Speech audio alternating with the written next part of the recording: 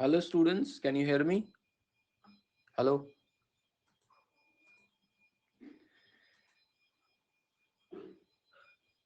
Am I audible? Good morning. So, sorry for the last three classes. Um, Actually, I had a family emergency. My father was diagnosed with um, heart attack. So I had to wait. I had to take him to the hospital, get the surgery done, and all those things took 2 days. So Monday and Wednesday I was not able to take the class, and then yesterday I was having. Was How was him now, sir? He's good now. He's doing good. He's doing good now. Uh, and yesterday I was having a stomach ache. So, anyways, today we'll start fresh. Uh,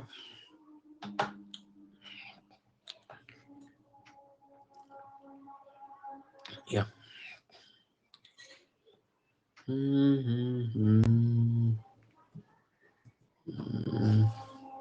me bring out my notes and we'll get started in few minutes. Maybe 2 3 minutes we'll get started.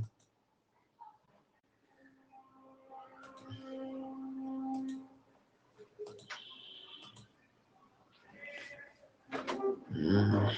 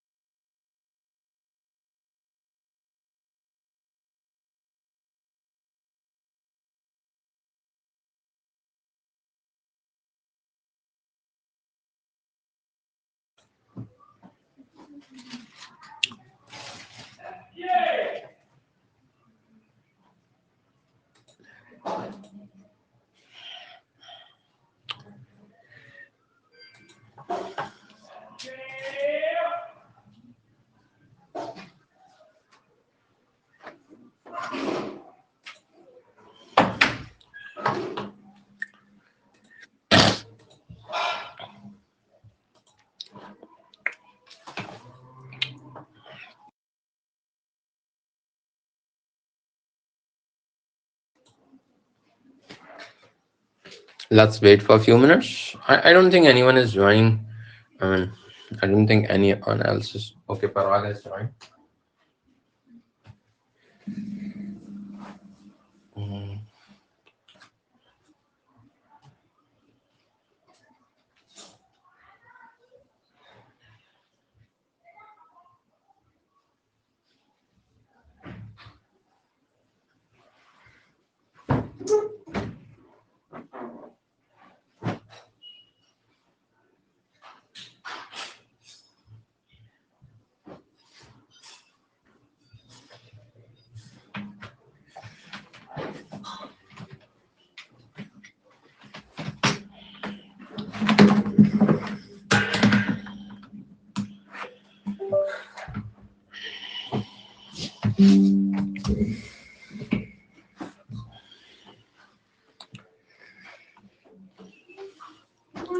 Okay,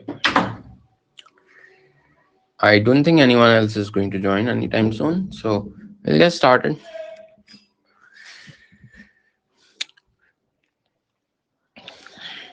We'll spend few minutes in the starting of today's lecture talking about databases. Okay.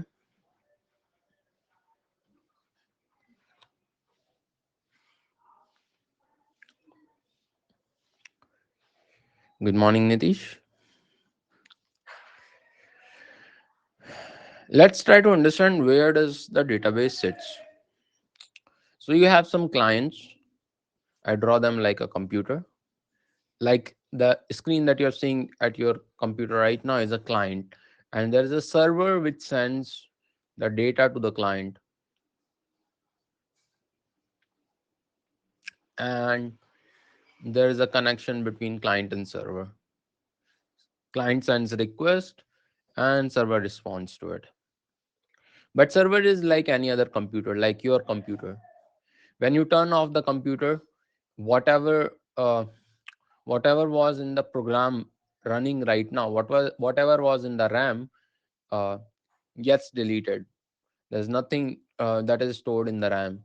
So you need a storage for your data, and that is where databases come in picture. Okay, database comes here. It's a it's a backend to the backend. Okay, so server stores the backend, and there's a storage for the data, which is database. Everything clear till this point? Okay. Now let's look at what kind of data do we store generally. Like there are two types of data that you will come across. One is the structured data, and the other is unstructured data.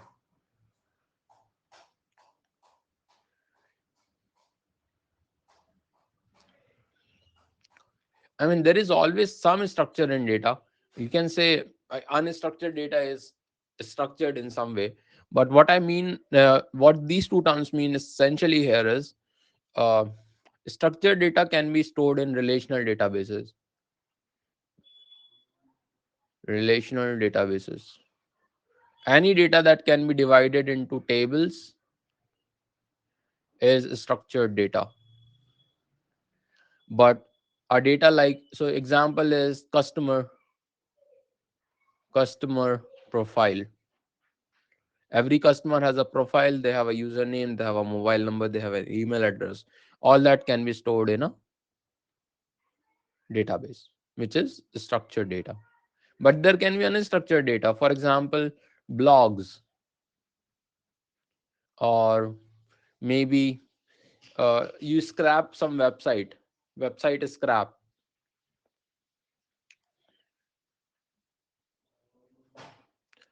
or click stream. Look at the click stream of some user, or any other data. For example, this whiteboard that you are seeing, whiteboard that you are seeing here only, are also example of unstructured data. There's no structure in this data. Like I'm writing everywhere, JSON is an unstructured data. This is typically stored in JSON or bson, or it can also be a graph. It can also be a key value pair, lots of keys with values are associated with them. So all those things come under unstructured data. Is the concept of structured and unstructured data tables can be formed. No, no, sorry, this is not Jamboard. This is not Jamboard. This is only the website that we are doing. Where you will get its link on Relevel itself. Current. And this is I'm writing on Relevel right now. Tables can be created. I'll get. I don't get the term click stream and web scrap. Yeah, I'll explain that. So click stream is basically, Vishal, for example, there is some analytics or marketing analytics that you want. Suppose you have a website, okay, and you want to understand the behavior of your customers. Okay, so you want to know where they are clicking on your website. So they will come to your website, they will click at, suppose this is your website, they will click here, here. So what you will have is a stream of data which tells you whatever they have clicked on, and then you will have data around. I mean, you'll get a constant stream of data for every user as to what activity they are doing on your website. Based on that streams, every user's stream, what you will do is you'll create your analytics about your users. So that is called as click stream, Vishal.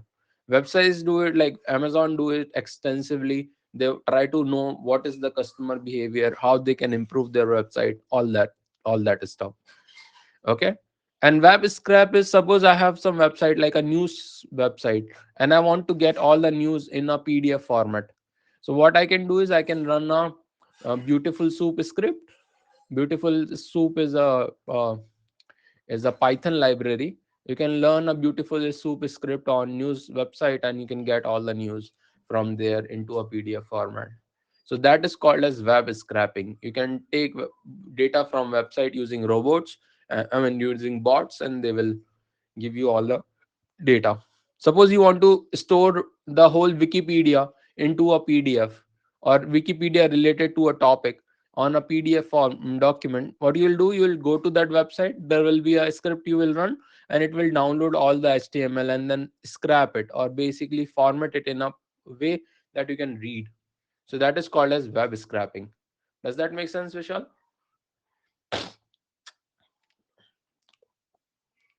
Yeah, I have heard about. I'm yet to explore it further, Chat GPT, but I have heard how well it is doing these days. Yes, Ankit, that is true. I am yet to explore it further, but it's on my bucket list to go through Chat GTP. Yeah, it's crazy. Exactly. Uh, GPT, GTP. What is GPT? GPT is there is a model. This is a model in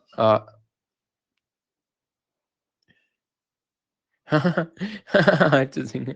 Okay, so basically, this is started with GPT-1.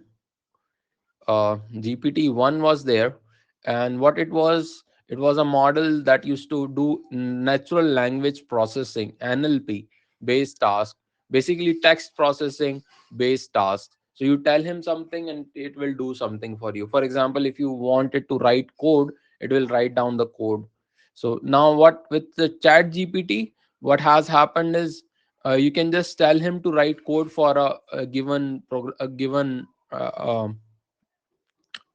application, and it will write the code for you. You don't have to write the code yourself. You can just tell the Chat GPT that that this is the code you have to write, and it will write for you. What they have done is they have trained it on a huge data set of code, a huge data set of code, and then they have created this model which can then generate code for you.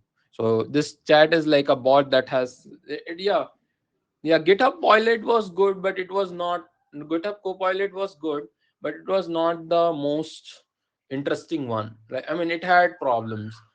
It was giving uh, all kinds of errors, and it was not that good. But I think ChatGPT is, of course, making a lot of news. Let's see what it has in store. But what will happen with this is, students, what I can think of right now is maybe the basic SD1 jobs will go away. So uh, but SD2 and SD3 jobs will be what people will be left out with, because SD1 work can be done by a computer. Anyone can write the module for you. You just give the command. It is still like 10 years from now, but in 10 years there will be a possibility that you can just give a command that I want this module, and that module will get written in the most optimal way. And then you can just look at bunch of modules from the top and try to see how they all fit together. Let's see what happens. We'll have some new opportunities coming up. It can't be problem solve only write code. It can't problem solve only write code. I mean, in computer science, in the industry, what will happen, Archit, is there are not that many complex problems that are there. Problems are usually very simple. You want a kind of router, or you want a particular kind of solution. But one thing it can do obviously is you don't have to search on Git, Stack Overflow or something. You can directly give it a instruction and get a idea about what kind of code you have to write. Let's see what it has. I'm yet to explore it further. Okay. Anyways, NLP is making a lot of progress. Recently, what has happened was people have started mixing the two fields, the computer vision and natural language processing. There were uh, there were there was there was a model called as transformer, which was for NLP, and it has been transferred into computer vision, and people are doing much of computer vision, and people are doing a lot of good work with this. Anyways, those of you who are interested in this machine learning stuff, try to explore opportunities as machine learning engineer. That's a very good field that you can go ahead with. Like the level that you have right now, you can go for machine learning engineer. You just have to learn basic of machine learning from any course or book that come across. Anyways, machine learning engineers will be in high demand in coming days because all this development in machine learning will change the landscape of software development. Okay, there is one more type of data. It's banned on Stack Overflow. What is banned? Uh, to use Chat GPT to write code on. Okay, okay. So people might be answering Stack Overflow questions using Chat GPT. That might be the case. They will look at the question and try to answer using Chat GPT. Okay. Anyways, thank you for letting me know about that, Archit and Ankit. Let's get back to the class. No more Chat GPT. I'm banning Chat GPT in the class as well. Let's get back to the lecture. Oh my god. I have been laughing after 9 days now. I was so stressed because of my father's condition. It's been 4 days since I have laughed. You guys make my life better. Okay. Uh, okay. So there is one more. There are two more types of data. One is semi-structured. Sometimes there is some structure. So what we call as JSON data is basically semi-structured. There is some structure. Same JSON data, XML or HTML document. They have some structure involved, but they cannot directly be translated into tables. So that is semi-structured data. You will come across this kind of data in more detail very soon. Okay. When we will develop our app, we will have semi-structured data. We will not have unstructured data as such. So that is the basic funda behind data and databases.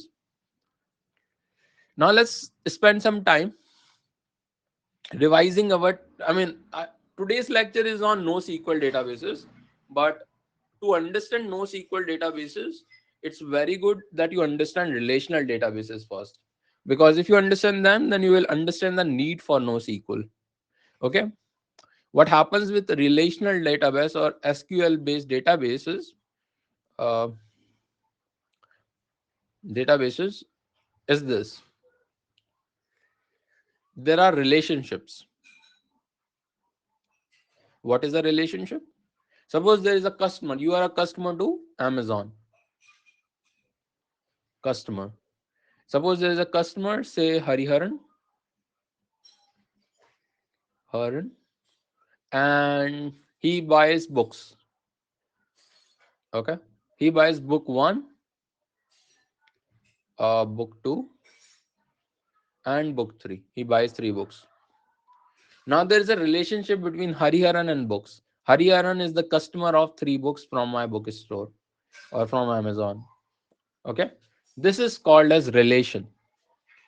Now in relational database, there will be a customer table which will have name and say ID. Let's say the ID is 01 and name is Hariharan, and there will be a order table which will have book ID and customer ID. Okay, and now you will have book 1, book 2, book 3, and customer ID as 01, 01, and 01. Okay, and this is called as relationship. This ID is same across these two tables. Okay, so you can do joins on these two tables to figure out what are the books that Hariharan bought. Yeah, this is called as foreign key, and this is called as primary key. But the more important point is, if there is a relationship, I should be able to structure it into tables. Does that make sense? This is very similar to what you have learned before. Vivek, are you following? Vivek, Vivek, are you in the class? Not in the class? Okay, he's in class. Okay, sure. So this is one property of relational databases. The second property is data is consistent.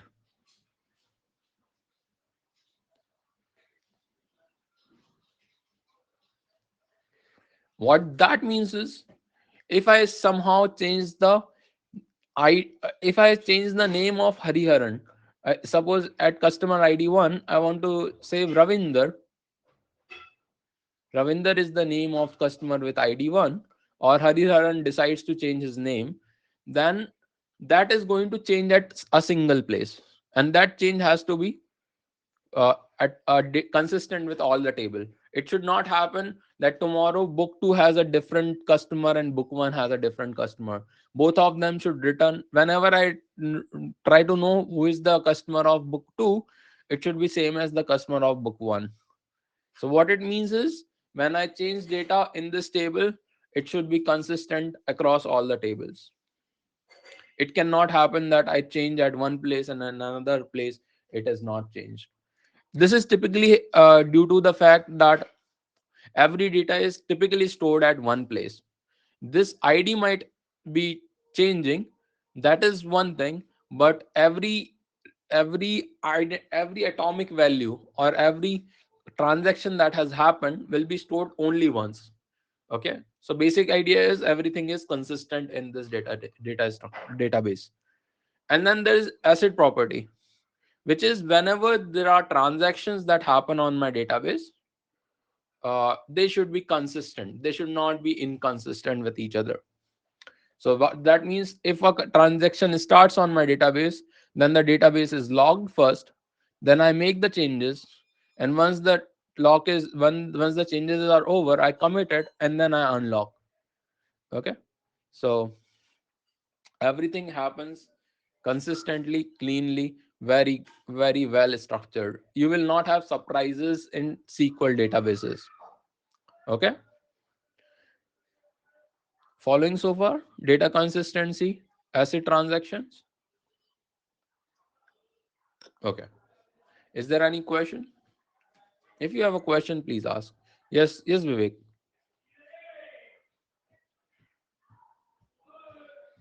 Acid transactions are basically atomic, consistent, isolation, and durability. You can think of it like this: if I make a change in my database, either the whole change will get executed or the whole change will not get executed. It will not be in a hanging state. Okay, either the name will be Hariharan, or and I will say I have not changed the name, or it will be Ravinder and I would say I have changed the name. The full form of acid is atomic, atomicity, consistency, isolation, and durability. It means that whatever change I make have to happen consistently across the data. They should be happen in isolation. There should not be two changes that happen simultaneously. Every change will happen either completely or not completely, or at a time you can only change one thing in the database. And the change is durable. Either it is successful or change will be reverted. Yes, exactly, Ekta. That is what asset transaction means. So that is the basic funda behind relational databases. And since you already have done basic uh, SQL based programming, you know these things very well. Now the question arises: If you have this beautiful uh, this beautiful database, why do you want to change it? Okay. And there is one more question: when should you use this data set, this database, which has such a good quality of security and reliability? It has very good security, it is reliable. When do you want to use this? Typically in banking systems, these kind of data sets, databases are very important, because what you want to know, make sure in bank is everything is consistent. If I deposit 100 rupees, I want to make sure that I have deposited 100 rupees. There should not be inconsistency in my account. Even for 2 minutes, if there is an inconsistency, you get panicked. So okay, I'll tell you. Okay, Vivek and Ekta, those are few who are thinking about what is asset transaction. Let me give you an example, and it will become clearer. So, how many of you have used Paytm or Google Pay? Just clap or do hand. Uh, yeah. Okay. So now, if you have done, which cannot be. Uh, Okay. Now what will happen is, suppose you have Google Pay. It has happened a lot of times. If this have happened with you, then you tell me that you try to make a transaction and it failed, and you are not able to make the transaction. Has this happened with you? Can you happen? Can you just do a thumbs up for that? Now, how many of you have done? How many of you have done likes on Facebook or LinkedIn? Have you ever clicked the like button on Facebook or LinkedIn? And has there anyone now do a namaste sign or something? Has there anyone who has clicked the like button and like button has said you cannot click me, or I cannot work with you? That will never happen. Like button will always say you can click me. Like button will never say you cannot click me right now, I'm busy. Okay. So, or for example, this UI that you are facing right now, whenever you click on a button here, whenever you click on an emoji, it is getting uh, triggered. It is not like you click on the emoji and emoji say we cannot transact for you, or it is not getting clicked. It will click every time. Similarly, if you go to Facebook and click on like button, it will click every time. There might be a error on your network, but but the server will always work. It will not be like server is down and we cannot let you click like button. So what is happening in here is, in banking system, if I'm depositing 100 rupees, unless the deposit happens, unless you have deposited and the balance is changed by plus 100, unless that happens, I will not say that my transaction was successful. I'll say my transaction was a failure, and back to the normal state wherever I was. Suppose I had 1000 rupees, I will be back to 1000 rupees. I will not had 100 rupees, or I will add the 100 rupees and I'll say that there was success. There are only two cases, either success or failure. Okay. But in Facebook like button, this is not the case. Facebook doesn't care if 100 people have liked your post. Facebook don't worry about whether it is showing 99 or 95. Eventually it will show 100. If 100 people, eventually it will show 100 likes if 100 people have liked it. But in the intermediate state, it will show 95 and 99. And that is when Facebook can say, I will always allow people to like the button, but I'll take my time to figure out how many people have liked it, how many people have disliked it, and there might be inconsistency in way people look at it. Okay. Suppose there are people living in London, and there are people living in New York and New Delhi. The people in these three places, if Michael Jordan makes a tweet, all three of them will not see the same number of likes on his tweet. Typically they will see different number of likes, and these numbers will change over time. Finally, at a very later state, maybe after 5-10 minutes, all of them will start seeing the same number of likes, and that is called as consistency. This There is no consistency in the number of likes on tweet. but there is consistency in your bank account. Would you like to have a bank account where when you check in Delhi there is a different account balance, when you check in Bombay there is there's a different account balance? You will not let that happen. So that is where you will need relational databases, because relational databases will make sure that uh, you will have consistency. Okay, is the concept of consistency clear? Does it happen? Why does it happen with likes? Yeah, I'll explain that, Vishal. Today's class is all about that mechanism. Why does it happen with likes? Why do Facebook allow that inconsistency? Yeah, today's class is all about that mechanism. So here is a question: if relational databases are so good, why do we need why do we need them? And the key disadvantage of a relational database is horizontal scaling, or basically scaling. Scaling is the key disadvantage of relational databases. What you will typically see in relational databases is, if there is a database, it will be stored in one machine or one big server. Okay, SQL database will be stored in one big server. And whenever you want to increase the size of the size of your database, you have to buy a bigger server. You can do sharding and other mechanisms, but it is not trivial to do horizontal scaling or a scaling after a point. Do you remember the horizontal scaling concept that I have discussed in the last class? Horizontal scaling. Okay. So it is not possible to do horizontal scaling with SQL databases trivially. It is not easy to do it. You will need a lot of manpower and a lot of understanding. Although there are cases, there are some services that are coming up, but they are at the bleeding edge of technology, and I don't think they will succeed as well as other technologies. There are some technologies where they use SQL and they are scalable, but mostly when scale comes into picture, SQL is not a good choice. You cannot scale after a point. You can scale till the some point, but it becomes typically difficult to scale SQL databases. And can you see why it becomes difficult? Can you see? Suppose I have a big table.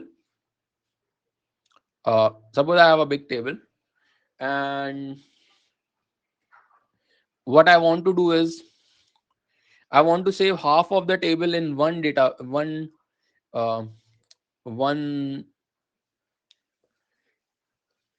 half of the table at one machine, and then the other half of the table in another machine. Suppose I do this. What is the problem that will occur in this case if with SQL databases?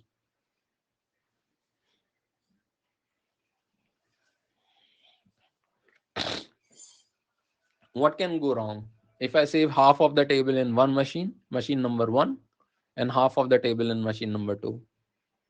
Please repeat once.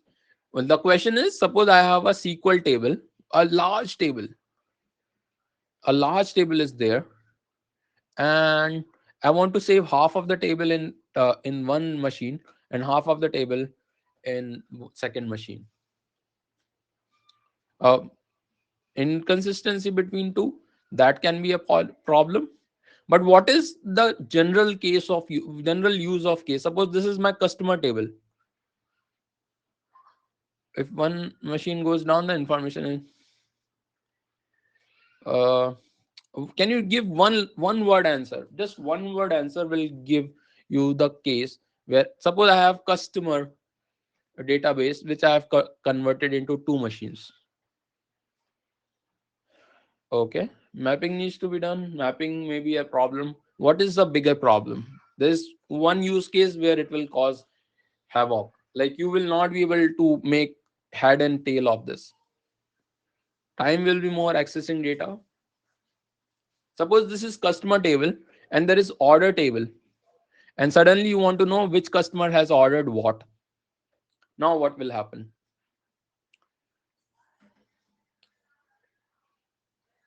How will you do the join? Have you thought about it?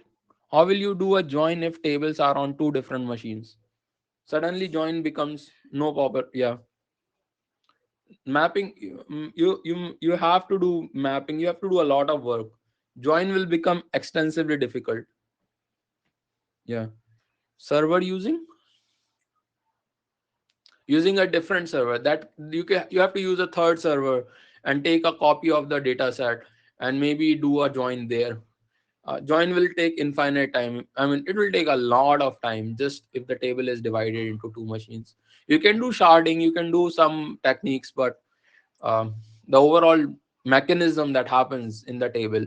And if you know, if you have ever worked as a business analyst, you know that you have to do like 3 or 4 joins to get some data. Okay. Sometimes people are doing 3 or 4 joins and suddenly all the tables are on different machines, and each of those tables are on multiple machines, and it becomes tremendously difficult to do the join. Okay. Suddenly this will the pic let me draw the picture that you have. Suppose you want to do the join of table 1, table 2, and table 3, and suddenly what happens is table 1 is on this machine.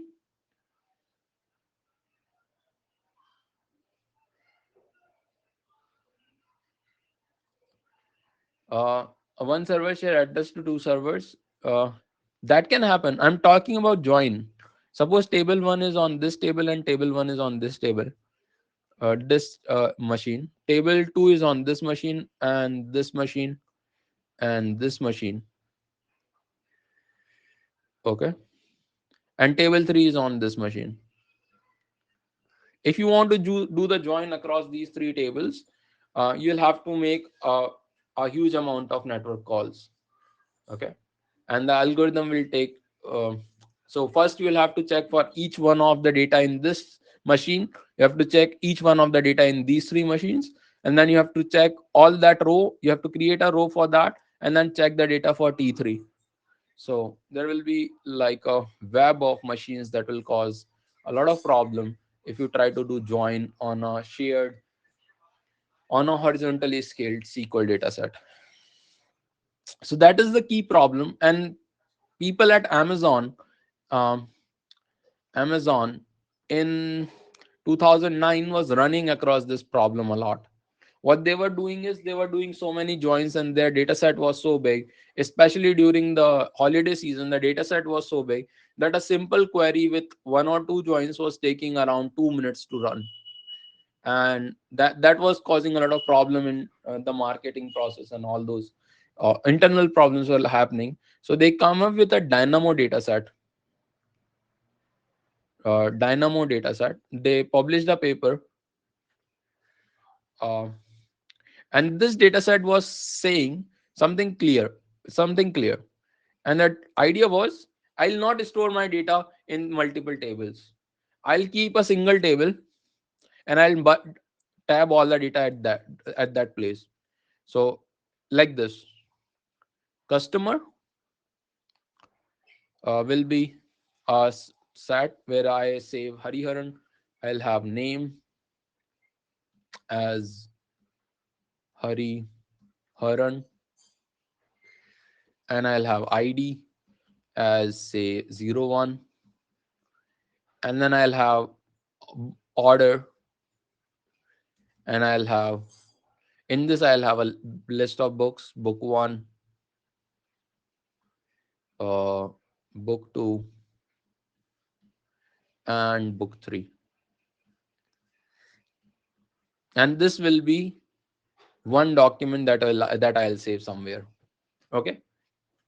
Now it's not gonna happen that always I'll try to get I'll try to do analytics on my order data. I'll just most of the time I'll just send you the customer ID, and uh, and maybe an order ID will be there. Some order ID will be there, and most of the times you will want to fetch the whole order. So order ID 23. Now order number 23. What are the books? Who is the customer? And this is the data. And typically what you will do is you will have a customer table which will have a copy of this also. So two places customer will be there. And it doesn't make it is not necessary with NoSQL that customer here means Didn't get. Okay, Vivek, can you unmute yourself? It will be very good if you can just unmute. I'll be, I'll be very happy to explain you.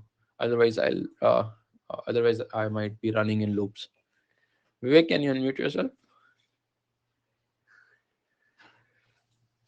Sometimes Vivek gives a very good service because he helps me explain it better. So I enjoy that. Thank you, Vivek.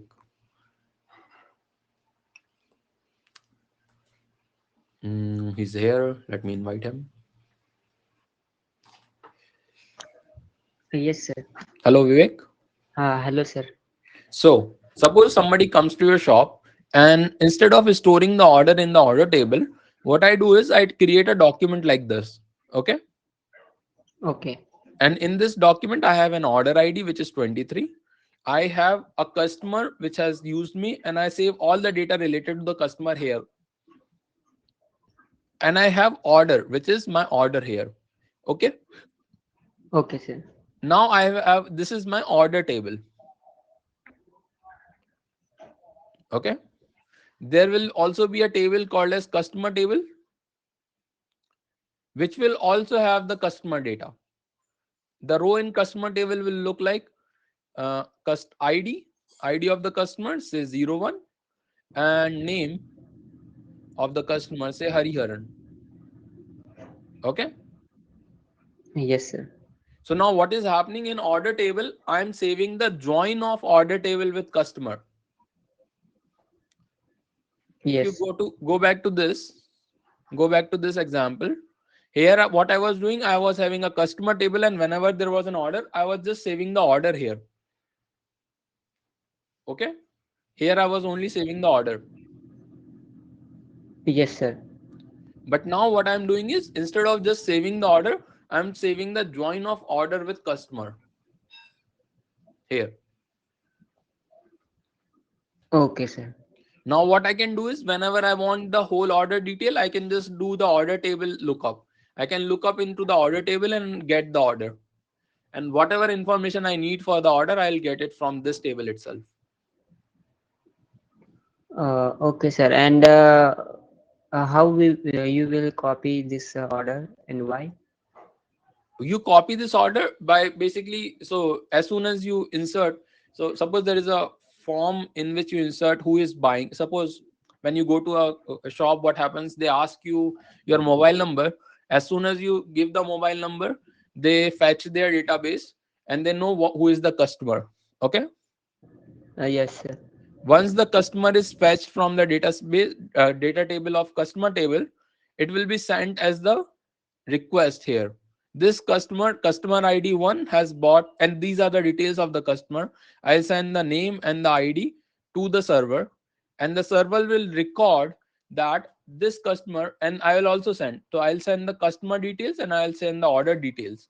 Okay, to the server as the client, and the server will save in the order table the customer details and the order details together. Okay, sir. Okay, so let's go Yes. back to this diagram. Let's see what is happening. First, client says there is a new customer, Hariharan, who has come to the shop. Hariharan has bought 3 books. Okay, this is the knowledge with the client right now. Whoever is operating the computer on the desk knows this information. He asks Hariharan, "What is your mobile number?" Hariharan gives his mobile number, and he queries the server for the customer detail. So the server will query the customer table in database and will return the list, the details of this customer Hariharan to you. Okay. Yes, sir. Now you will have a JSON document which contains the customer ID and the name of the customer. Okay. This is Okay, with sir. you right now. Okay. Now, what Yes, you sir. do is, along with this JSON, you create a JSON for these 3 books also. There will be a book table also, and you will just send the book ID and get the book details also. So you'll get book ID, book details, maybe the ID of the book and the name of the book. Okay, and you will get those details for 3 books. Okay. Now these all this information is with the client. It has got this information from the server, and now the client will send all this data back to the server, and the server will save into a order table. Okay, Vivek. Yes, sir. So order table will have all the details that you need to know about a particular order. You never have to do any join to get the whole order. Yes, sir. Okay, so Yes, this sir. will make the process very fast. This will make it a this way the process will be very fast, because uh, the whole order is at one place. Anytime you want the order, you can get it in one go. Okay, Okay, sir. can you think of a problem that will occur with this?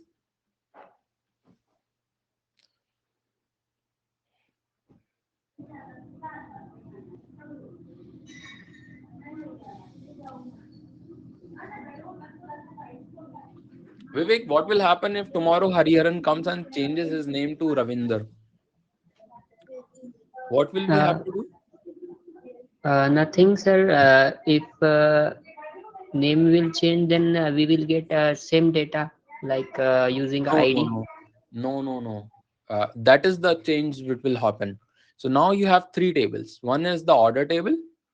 Okay, you have the customer table, and you have the uh, book table or book list or book table. Okay. Now, if tomorrow Hariharan says that I'm changing my name to Ravinder, then the data in the customer table has to change, and all the orders related to that customer also have a copy of that customer. You see here, I have saved a copy of that customer. Here, hello Yes, Vivek. sir. Yes, sir. Yes, sir. Every order has a detail of the customer that has used it. So I have to change that data also. Okay. Now you have to go through all the orders of the customer and change those orders, and it will take some time to do it, but eventually you will do it, like it in 5 or 10 minutes you will do it. But in the customer table you can do it directly as soon as it happens, and you can say that the transaction is complete. Okay, Yes, sir. so now are you able to see why there will be changes of uh,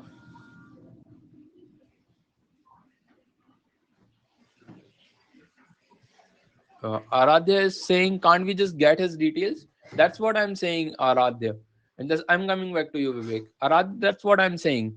You don't want to join. You don't want to keep the data at only one place. You say save it at multiple copies, multiple places, and whenever you want to get the order detail, you just query one table. With this, what can happen is it doesn't matter how many machines the order table is on, because all you are interested is in the order details. You are not interested in any joins with the order table.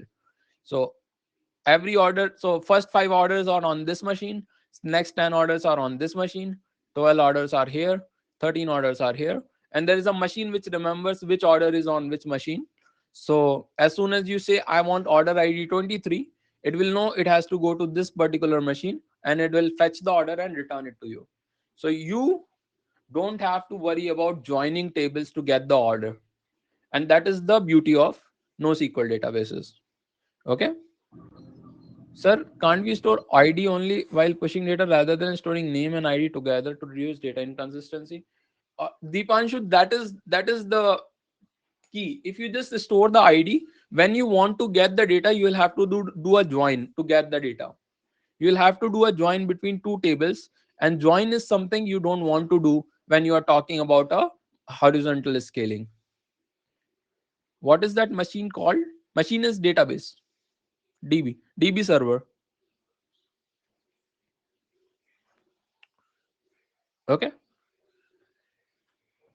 Dipanshu, does that make sense? You don't want to save the data. You want to save all the data at one place. I mean, you want to save multiple copies, but you want to save all the data. This will have a data consistent than always. It will not have data in. No, the connecting machine index. It's called index. Yeah, there's a machine called as index which will contain all the indexes of the data.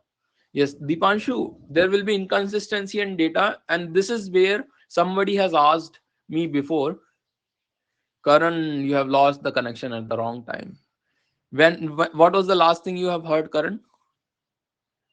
Okay, so Sir, yeah, sir, whenever we will take multiple copies, but when we when we will change name yeah, Ravindra, so we want to change every time with multiple servers to change Ravindra. yeah. That we have to do, but that can happen offline. That don't have to happen immediately.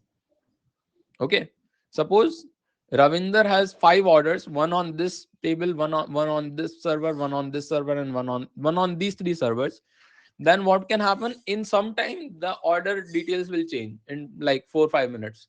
But as far as Ravinder is concerned, in the customer table, I have changed his name. Okay.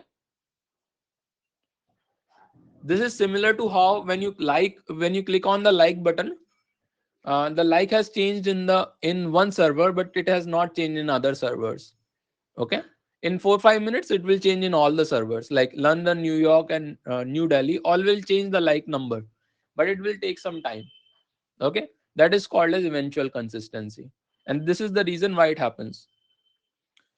Will we create a new copy from this page again? Oh my god, Karan, I'll unmute you in few minutes and then I'll explain. Will it create a new copy? uh, it will, yes, it will create a new copy of customer inside the order table. Inside the order table, there will be a copy of the customer Hariharan. That's what document databases will do. Then lot of storage is required. Yes, a lot of storage is required, colleague, but I can spread it across multiple machines. I don't have to have a big machine that contains all the, yeah, data junk will happen. All this will happen, but data junk will happen. A lot of storage will be required, but the beauty is I can horizontally scale this database. I can have multiple machines that can have this data. Okay, colleague. So that is the trade-off you have to make. You have a beautiful database which is SQL database that cannot scale to maybe, let's say, more than 1 million users, but now you have 3 billion users and you have to deal with these problems, and that is where no SQL database will come in. Karan, did you raise your hand? Do you want to raise your hand one more time? Why multiple machines? Because one machine cannot scale to infinity. DB server cannot scale. A DB server can go to maybe 1 terabyte or maybe 2 terabyte, but you cannot have a DB server of 2 to the power 10 terabytes. I mean, that will be a huge machine, and if it goes bad, you will be lost. So what you do is you have multiple machines of 2 terabyte, and suddenly you can have like 1,000 machines of 2 terabytes each. If you are Facebook, you can have 1,000 machines of 2 terabytes each, and that is okay.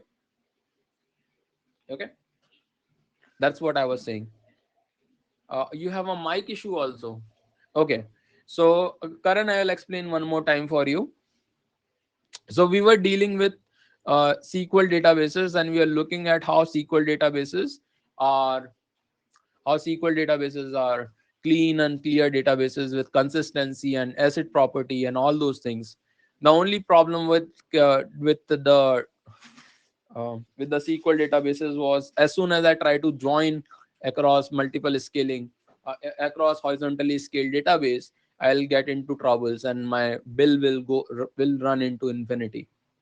To solve this problem, what I did was I saved the join itself. Whatever join I was making between customer table and book table to get the order ID. So you look here. There was an order table with book ID and customer ID. There was a book table with book details, and there was a customer table with customer detail. Whenever I want to get the details of the order for a given customer, I'll have to join the customer with the order. For each order, I'll have to join the customer table, order table, and the book table. But now what I'm going to do is, instead of doing this, I'm going to save the whole order with the book details, with the order details, with the customer details, all of that into my order table. My order table will know the name of the customer, the ID of the customer. It will know the book details also, what all books he have bought. And I'm going to save this join directly in the order table.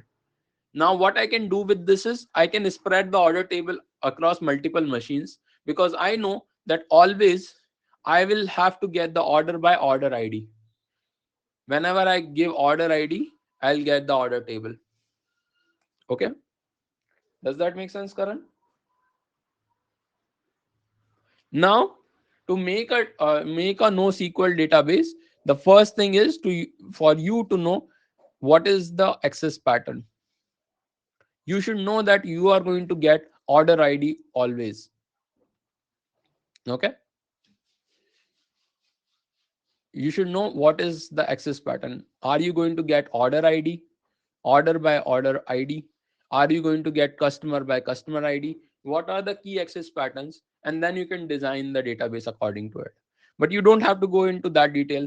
That is part of an database architect.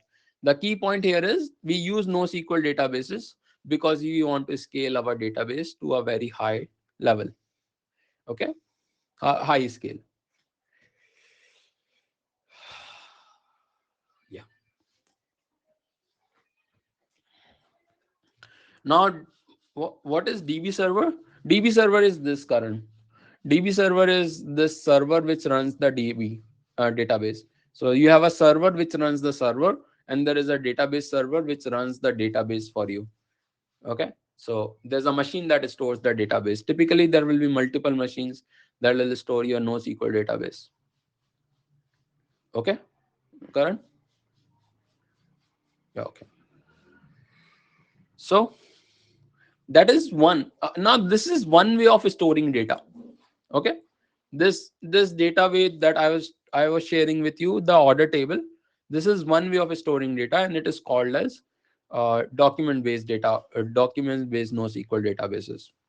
There are multiple other ways, and we'll discuss all of them today, because after today's class you should have a very good overview of what NoSQL databases are.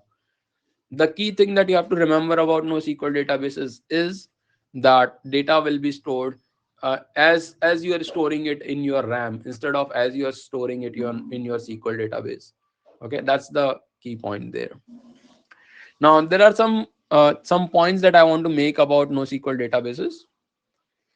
These databases are very simple to use. It might be looking very difficult right now, but they are very simple to use.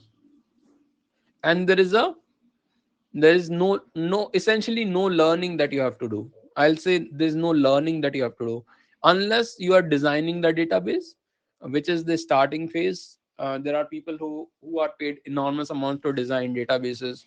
For there's this one person that I remember from DynamoDB, and he must be paid $1 million per month at least for the service he provides. But anyways, um so there is some learning that you have to do, but not a steep learning curve that you have to have with NoSQL databases.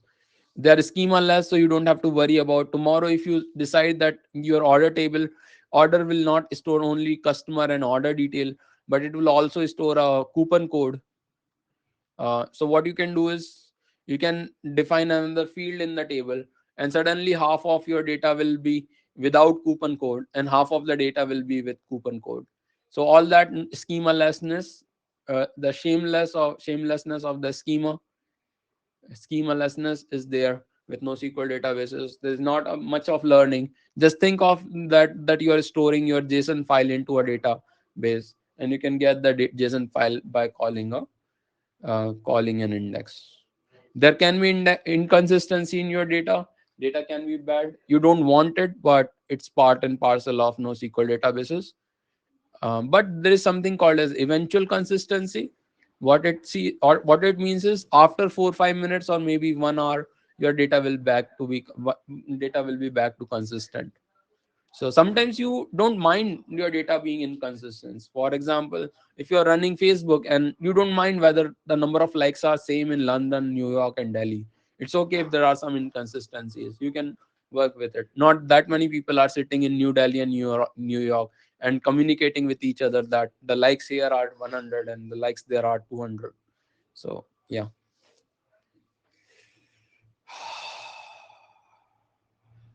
Okay, are you following so far? This is a different mindset that I want you to have. Some of these things will not make sense right now, but as you dive deep into a particular database, the best way to learn NoSQL is to learn one NoSQL database, which is what we are going to do in the next 4 lectures. And then what you can do is you can think about other databases and how they are doing it. So part of the first lecture is typically where I explain something which half of it will not make sense, but it will make sense later, and I'll uh, typically ask you to watch this lecture again after you have seen the next 4 lectures. Okay, so now when should you pick, this is a question that will come to your mind always, when should you pick a NoSQL database? There are only two conditions that I will say. First condition is consistency is not a must. Consistency is not a must. Then you can choose. And second is you need large scalability or large data set. Scalability and these two conditions are there, then you can go with NoSQL databases. That's not a problem.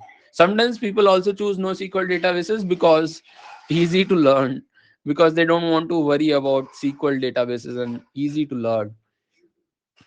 And this is kind of this is kind of funny. I'll tell you what it is. There are NoSQL database engineers who will charge enormous amounts to companies like Amazon and Microsoft because they know how to design NoSQL databases. Uh, and then there are these Fiverr developers who will work on Fiverr and they will charge pennies to still develop MongoDB based data sets. So the huge gap is there between the people who are at the high end and who are just starting out. And so you can learn this easily, but as you architect more and more difficult databases, you will come to realize the details of this database. Why is Postgres so popular even though SQL, it is SQL based? Okay, uh, first of all, it is open source, and second, it is a good database. There are only 4 or 5 popular databases that you will come across in SQL. One is MySQL, second is Microsoft SQL Server, and then you have Postgres, uh, and there's one more which I'm forgetting. There's one more that you can use. And typically what happen, Oracle SQL, yes, Oracle SQL. There is Oracle. Only these few databases are there, and the GraphQL is not a SQL database. Ekta. It is not a SQL database. I'm talking about SQL databases. Graph query language is a different beast. uh, T-SQL, those are not that famous in the industry. People typically use these data sets, and they are only used for small scale consistent applications, banking applications, sometimes library management data sets, all those typical project like when you make a project. What about NoSQL? Yeah, I'll talk about NoSQL databases in few minutes. Now there might be a question that is coming to your mind. Scalability is okay, but what about performance? Is NoSQL going to perform better than SQL? NoSQL versus SQL? And the answer is, you remember I was talking about latency in the last lecture? There were two things I was talking about: latency and scalability. Scalability is where you want to make sure latency is constant across the scale, whereas latency is how what is the average time. And average time in NoSQL and SQL is typically the same. There won't be much difference, but it won't be. I mean, till a point, SQL will perform at the same speed as NoSQL, or the other way around. But after some time, it will start performing. Latency is how much time a request takes. Okay, latency is the time it takes to serve a request. That is called as latency. How late is your request? Okay, latency wise, both of them are similar. What is the difference between SQL and NoSQL? NoSQL, sorry, SQL, NoSQL can scale, SQL cannot scale. That is the key difference. And the other difference is SQL is always consistent, NoSQL is eventually consistent. It will be eventually equal. Okay, Vivek? Those are the two key differences. There are a bunch of more differences like schema less and small learning curve and all that. Uh, Why do you need NoSQL? Because SQL cannot scale after a point. You remember the join table I was talking about? You cannot make a join across multiple. I mean, you want to do horizontal scaling, you have to go with NoSQL. Okay. Yeah. Right now, I understand why these questions are coming up, because you don't have that much exposure to NoSQL database. No, Avijit, that is the beauty of latency. That is the beauty of NoSQL databases. There is like if you ask about DynamoDB, which is a database by micro Amazon, a NoSQL database, it is a beast in itself. If the requests start going above a point, it scales so well that the latency drops after a point. So latency will be like this. Initially, it will be a little high, and then slowly it drops as the number of requests increases. So NoSQL databases, they are so brilliant at scale, they shine. The latency actually drops at scale for NoSQL database. I mean, that's the beauty of engineering. That is the beauty of engineering, Hariyanan. There's a lot of engineering that goes behind the NoSQL databases. And if you have designed your NoSQL database properly, it will scale like anything. It will shine. Okay. The beauty is complex. Yes, that is true. So no, for example, DynamoDB, after a point there's no latency. Like there's simply no latency. It works very well, and as the more it scales, the better it performs, and the per request cost also drops after some time. So it's not like per request cost actually. Yeah, actually, yeah, that is true. AWS charges a lot because they have developed a very good system for it. Yeah, it is a little costly, but for organizations that have that much scale, these costs are okay. How is DynamoDB different? DynamoDB is property is a private software which is very similar to MongoDB. We are going to discuss MongoDB. No, not in terms of percentage. It drops in terms of per request latency. How much time a single request takes, that is what drops. How is different? It is very similar to MongoDB. It's a document database, but they have a lot of engineering that happens behind the scene. Okay, sure.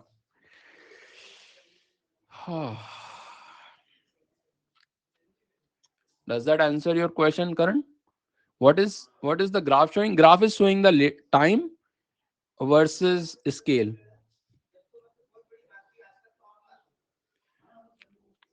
This is the number of requests. As the number of requests increases, time per request drops, or number of requests. Does that make sense, Karan? Yeah. No, number of requests from different users. Yes, exactly. Number of requests from different users, from different places, from different clients. Everything is taken care of. And if you and this is the part where engineering comes in picture. Now I will spend few minutes about talking about architecting this database. So have you ever driven a truck, a large truck? It's very difficult to drive it. But once somebody is there, once a good driver is there, he can transfer a lot of truckload in. uh, Archit, why did I write Archit here? Why did I write Archit? Sorry, Archit. I don't know why I write it. Yeah. Architecture. Oh, sorry. Architecture.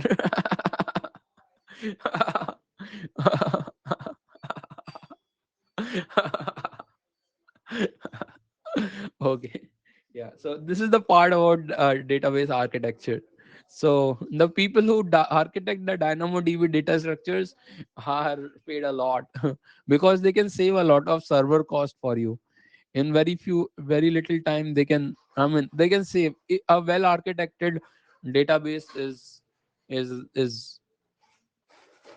is worth every penny you spend on it. Anyways, that's the first part of today's lecture. We are going to take a short break. I'll take a shorter break today because it's been a long time I have not met you. I want to spend as much time with you. We'll meet back at 11:30, okay, and a.m. and then we'll again discuss uh, some of the topics. Okay, some way to better that is out of the course, Avijit. I might guide you to some resources, but maybe when we discuss DynamoDB, we'll discuss it in more details. Okay. Right now, it's not part of this lecture. Right now, I'm just giving you the overview. Okay. Okay, Avijit. We'll discuss in the coming lectures probably.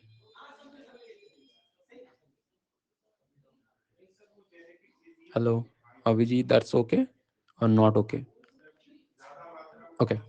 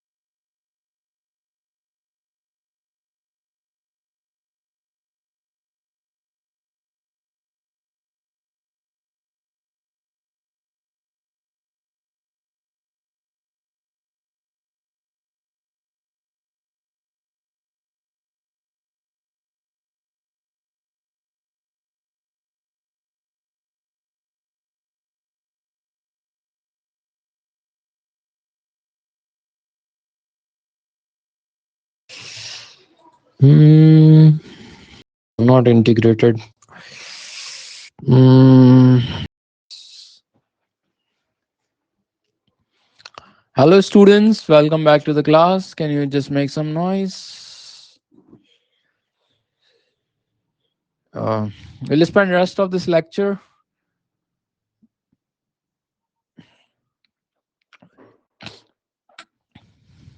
Hello. Hmm.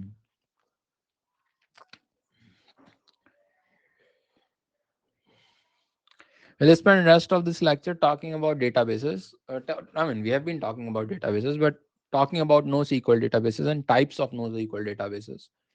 Okay. So, hmm.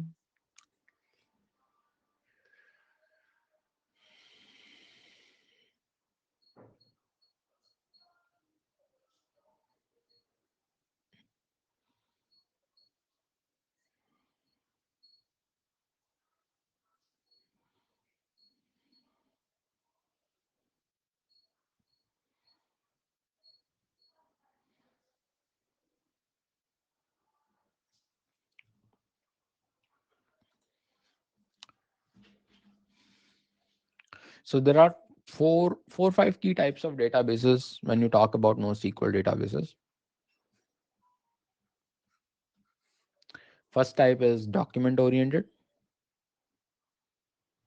This is the type we are going to use in our project. Second is key value.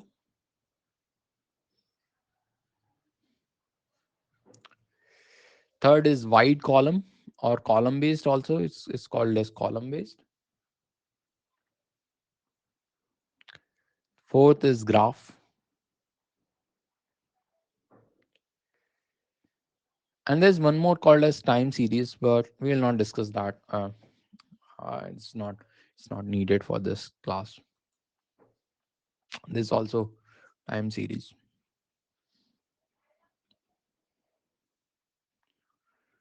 This is like click stream, etc. When you get time series or maybe stock market data, you get that is time series data. So what is document oriented databases?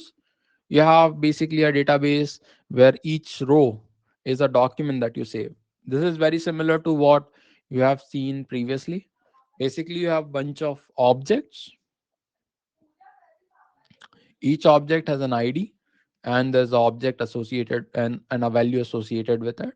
And the document oriented database will be just a database containing all these objects. Whereas key value pair is very similar to document oriented. There will be a document here.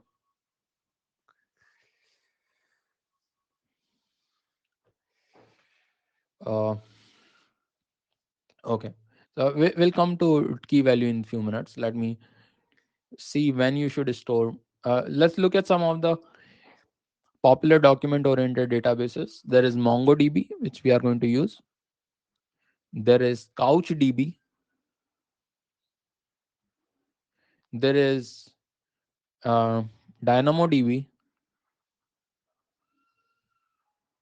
There is Google Cloud Data Store, Google Cloud Data Store, and there are a few more, but these are a couple of most important. MariaDB is one. MariaDB is not document. It is probably column wide. I'm not sure. MariaDB. Let me check. Just give me 1 second. MariaDB. It's it's a relational database. MariaDB is a relational database. It's not column document oriented. It is so there was one time when people were thinking MySQL will become non open source, and at that point people developed MariaDB, which is a relational database. Okay, Ekta? Uh, so I was under the assumption it was no secret. No, MariaDB is a MariaDB. You can Google it. MariaDB is a most popular open source uh, SQL.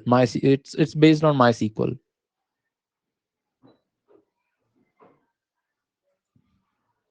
Thanks, sir. Okay.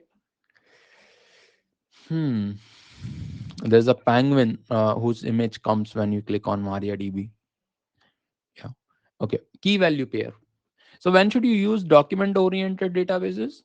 When you are working with semi-structured data, there is some structure in data, but there is not clear structure. For example, JSON or XML data. Then you can use object-oriented. You're not sure about what kind of schema you will use in your app.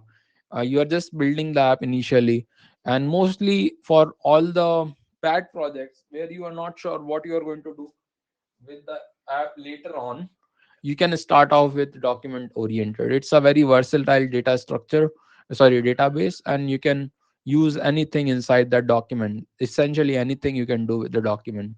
So document DB is a, and it is scales fast and it is highly available. So it's a very good database. Couple of companies that use, have you heard about Coinbase? Have you heard about Coinbase?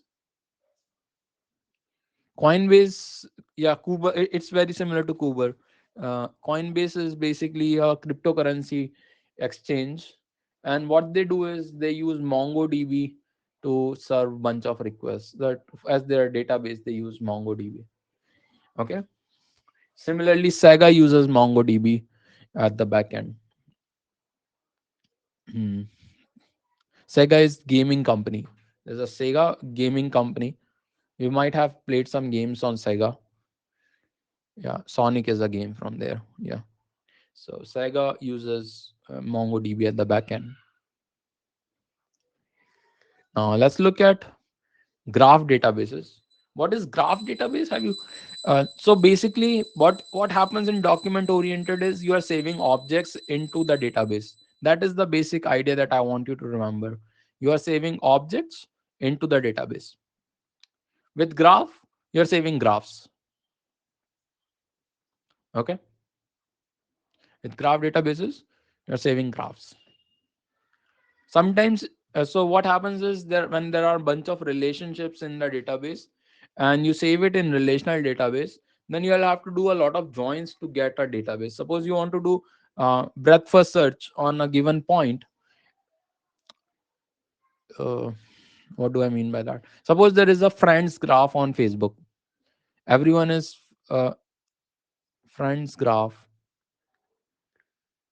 on FB, Facebook. Now what will happen is if I want to do a breadth first search on a friend, it will require a lot of joins on the table.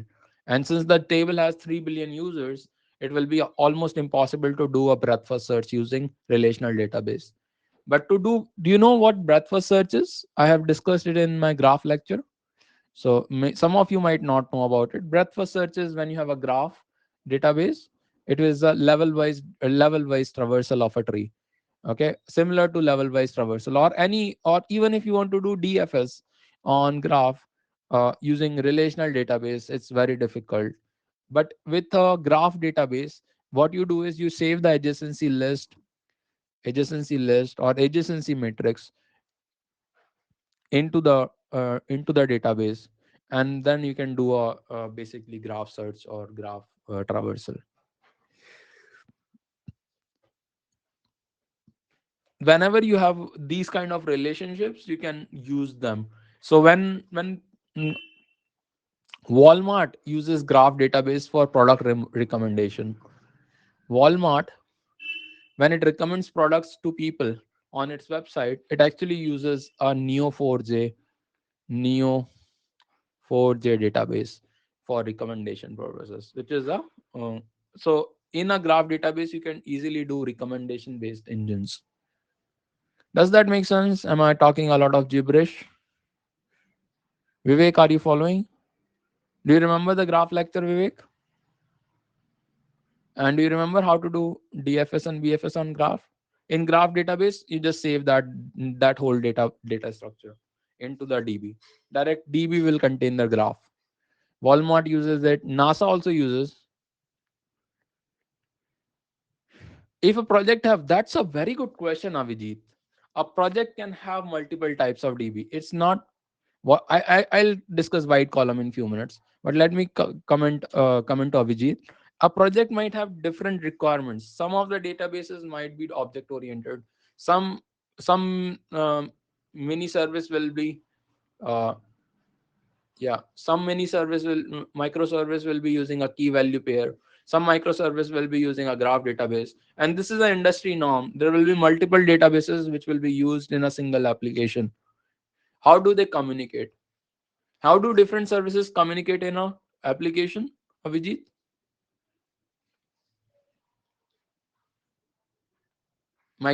APIs, exactly. So these databases also hide behind APIs and they communicate with each other. I'm going to discuss column wide in a few minutes. I've not discussed it yet. Meta has all the databases. It will have graph database for friend recommendation. It will have column wide for user details. It might have key value for the caching part of it. So it will have a combination of all of them. Okay. And Amazon also have a combination of all of them. Typically inside a particular team also in Amazon, there will be multiple databases which will be used. Graph. Okay, Suraj. Graph database. Do you know what are graphs, Suraj? Have you do you have any idea about graphs in DB databases or data structures? Have you ever heard graph data structure? Okay, so what graph database is? You just save that data structure into the DB directly, and that is called as graph DB. Okay.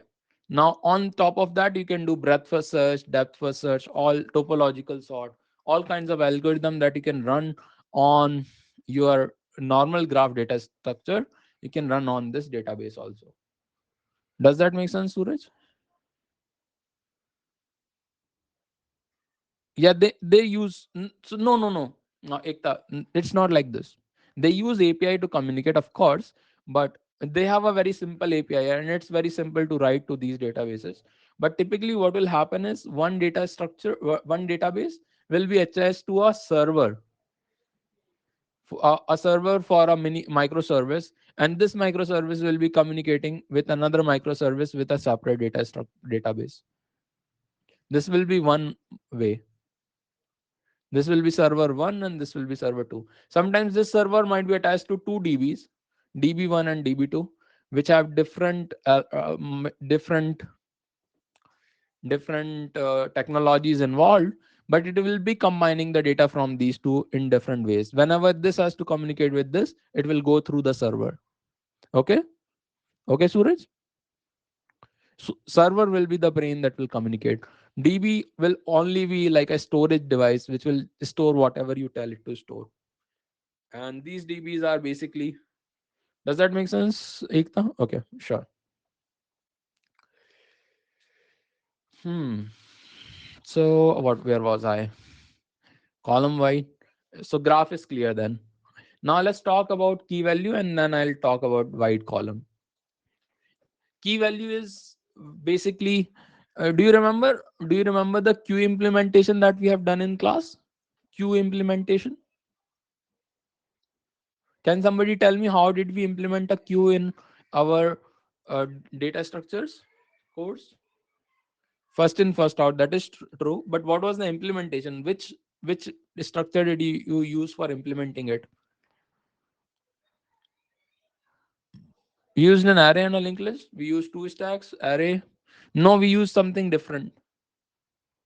Do you want me to share the screen? Linked list? No, linked list can be used, but we use something more advanced than linked list. Okay, I'll share, just give me 1 second. We don't use two stack, we use an object. That is correct, Gauri. So we can use the map to implement a queue. We can use a map with starting index and ending index, and then every object will have an index and we can move around on the map. So this is how we can implement a queue using a map.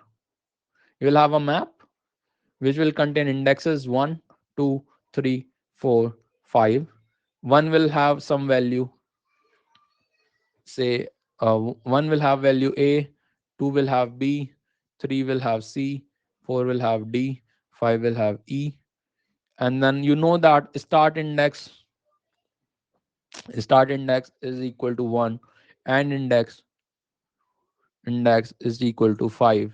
Whenever there is a push operation, suppose I push f into this data structure, I'll create another number f6, and I'll make it f, and I make my end index as 6.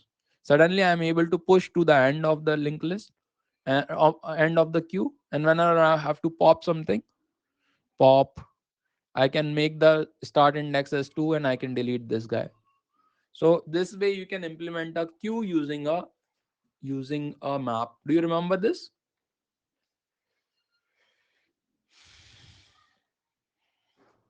Vivek, do you remember this? Students who have not attended my Q class can remember this. Can you understand? Is there somebody who has not attended my class on Q, uh, and is not able to follow this? Suppose this is my Q. I remember this by an index, and whenever I want to push something, I push at the end.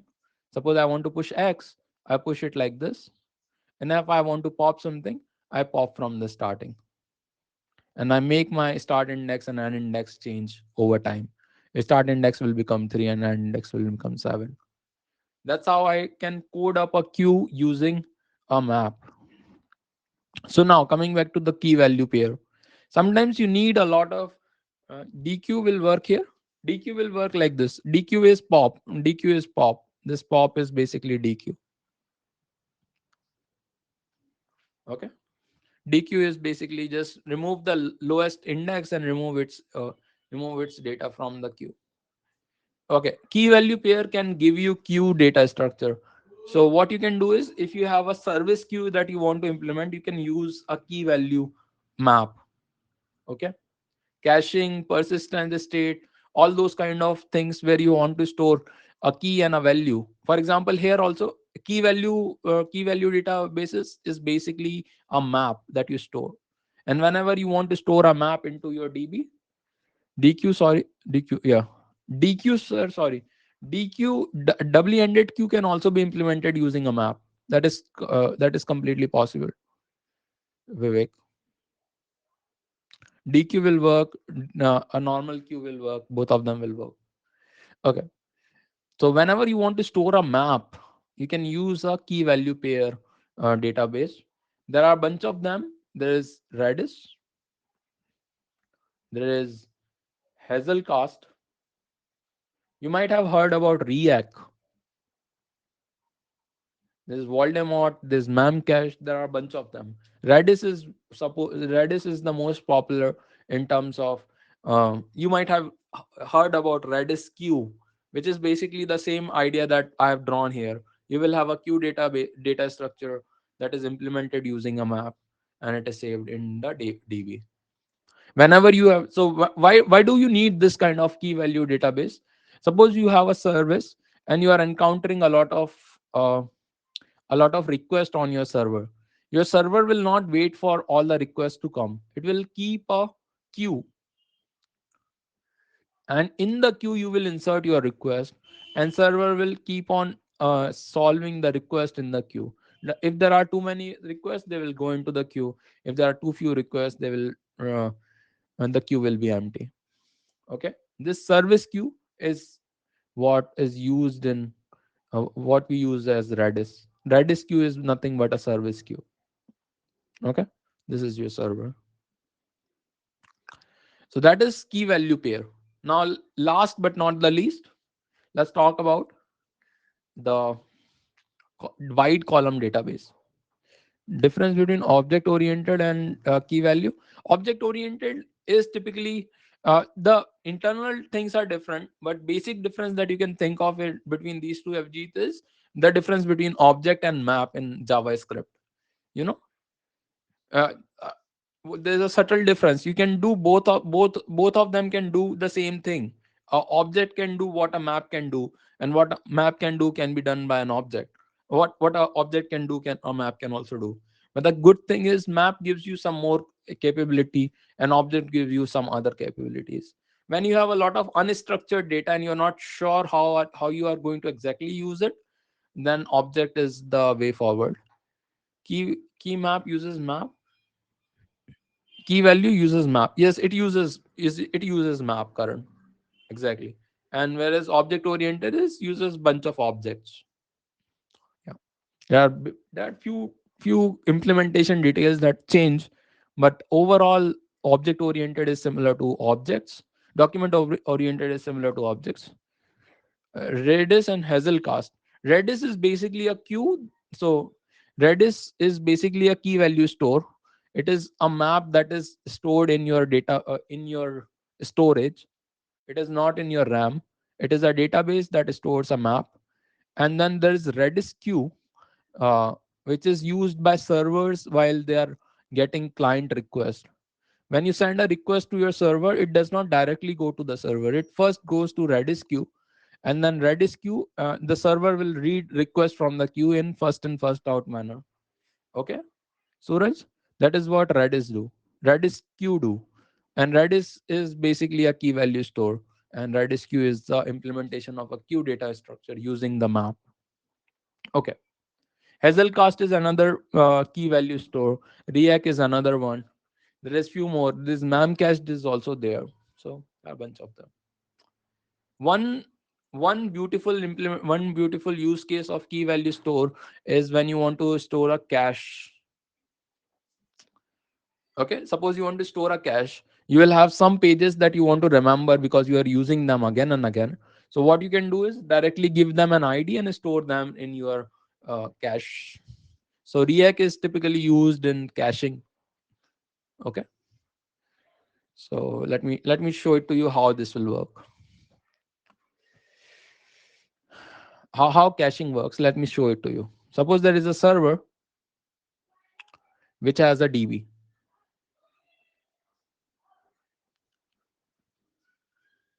Okay, or there's a DB. Okay, and there is another server. I'll just call it client. Okay, client request before going to the server goes to a cache, and request will have an ID. And a client, when it requests the cache, if the request is present in the cache, it will come back from the cache and it will not go to the server. But if that value is not stored in the cache, it will go into the server, taken from the DB, and then sent back to the client. So every client have two options. Either it can go to the cache or it can go to the server.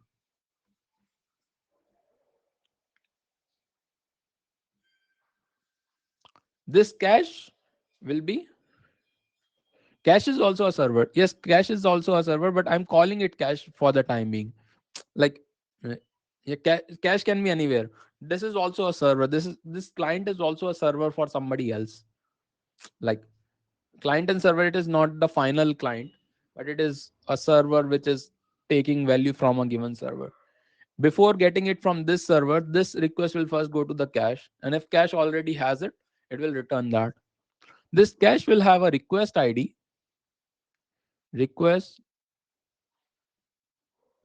yes, we have to create that. Yeah, you don't have to create it, but yeah, that is what typically happens in the industry.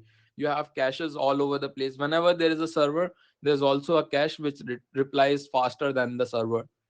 Okay, so there will be a request ID with the corresponding response,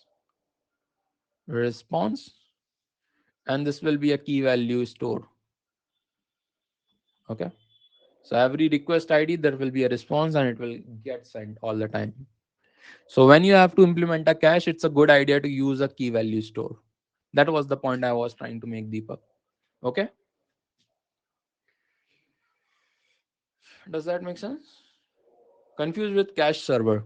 Okay, just give me 1 second. Mm,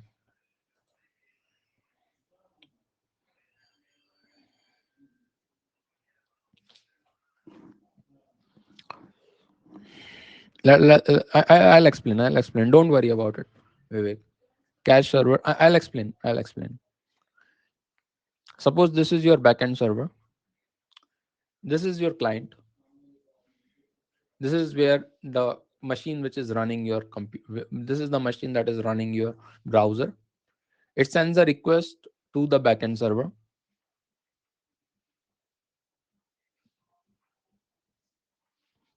This backend server needs some data. Where will this data go? This backend server will communicate with a cache server.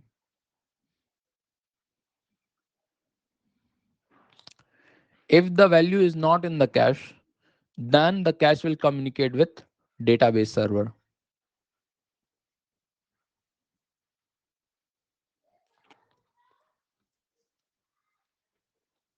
and get the value from the database.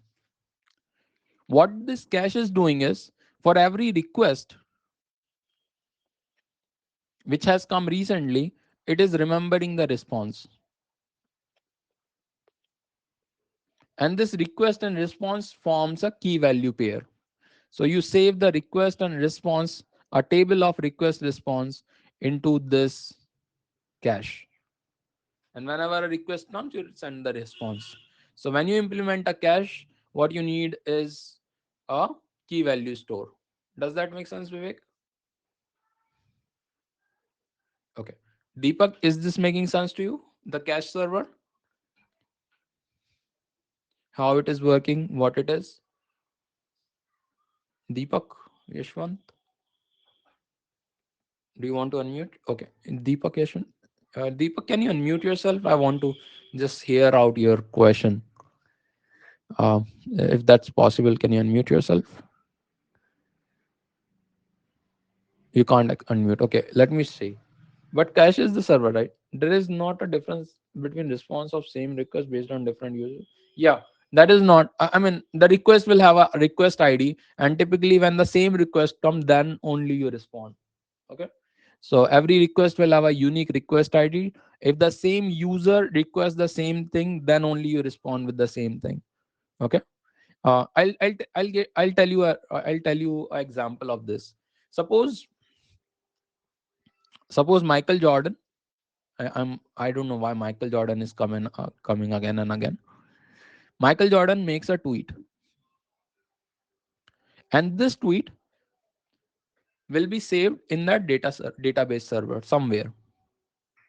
Okay, and what will happen with this tweet is, since it is such a popular tweet, it will be saved in a lot of caches that are present near the locations of people that are viewing that tweet.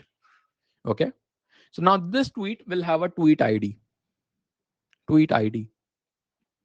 and tweet ID and tweet will be saved in this cache server. Every time somebody wants to get this tweet, because this is being accessed by different users, it will go to them very quickly from the cache. Does that make sense, Likit? Likit?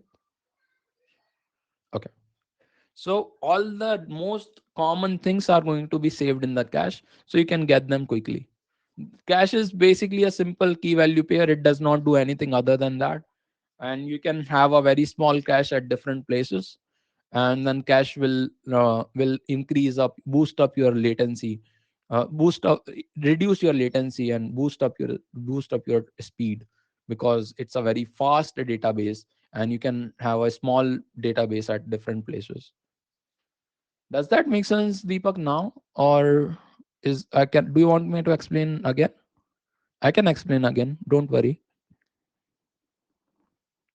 Deepak, do you want me to explain again? Yes or no? Okay. Okay, Deepak. Deepak, do you know about caches? Do you know what caches are in your computer?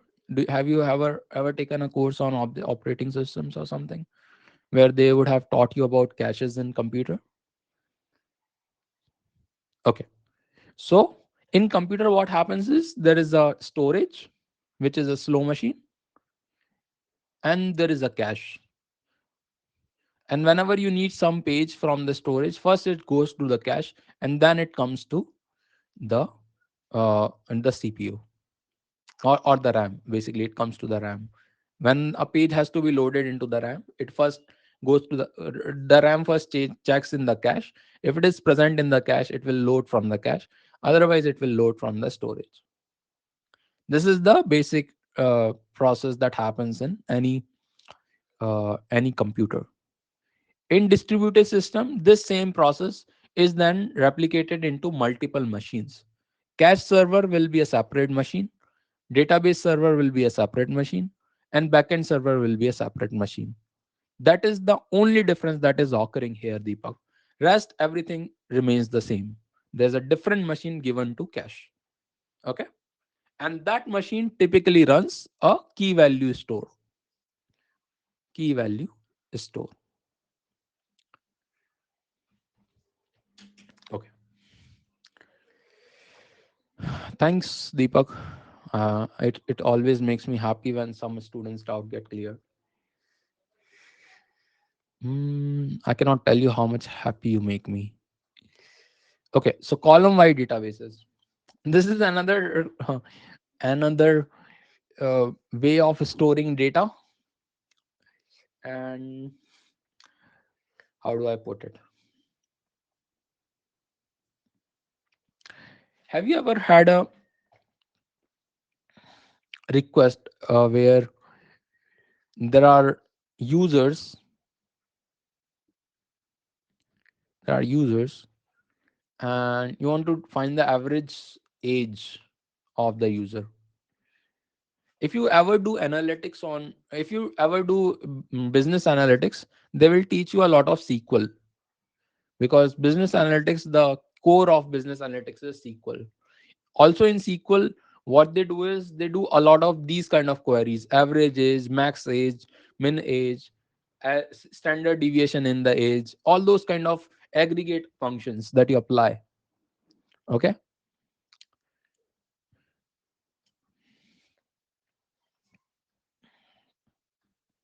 So you will have a SQL database which will contain maybe student and age.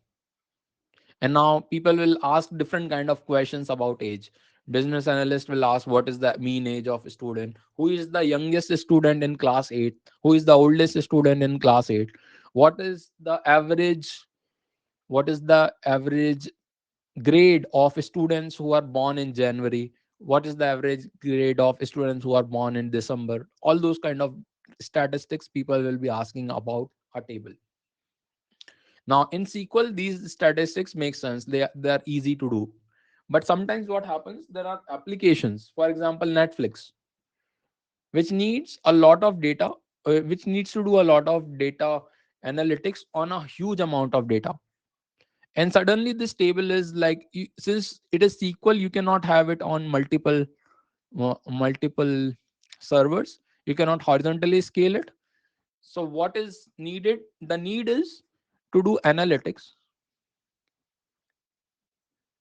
across rows. You need to do across rows or on columns. You need to do analytics on each of the column in the database. And for this, you cannot use SQL database, because suddenly you cannot horizontally scale it, and application or Netflix cannot run on a single machine. Application like Netflix cannot run on a single machine. So what they do actually is they store it in column wise manner. They store it like this. Age, the whole age is going to be stored as an array in a database, and then students will be stored in a different as an array. Student will be stored like an array, like an array. There will be a student array, there will be an age array, there will be an ID array. All of them will become arrays, and these arrays will be stored in different machines. Okay. And then you can do analytics on each of these. We can do analytics on age, you can do analytics on student, you can do analytics on ID, so on and so forth. Aradhya, like what? Hmm.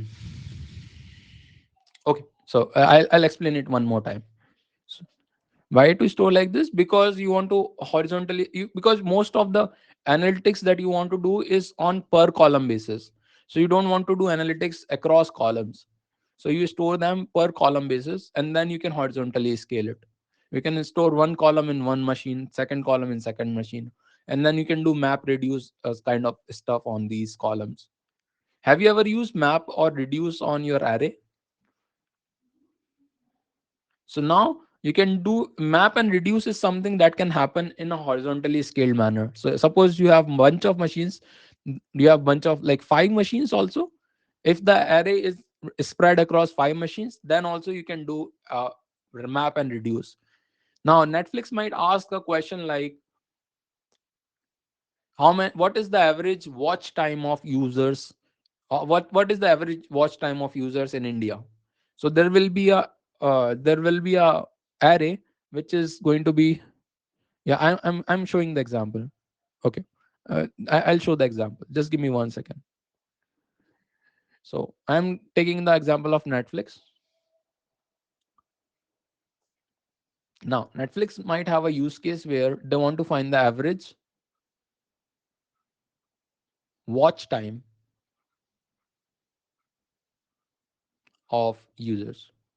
And then what they want to do is they want to access this data every day they want to use what was the average watch time today, what is the average watch time tomorrow, what is the average watch time on Saturday, what is the average watch time on Friday, all those kind of data.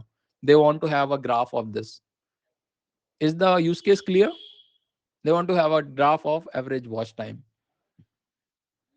Okay,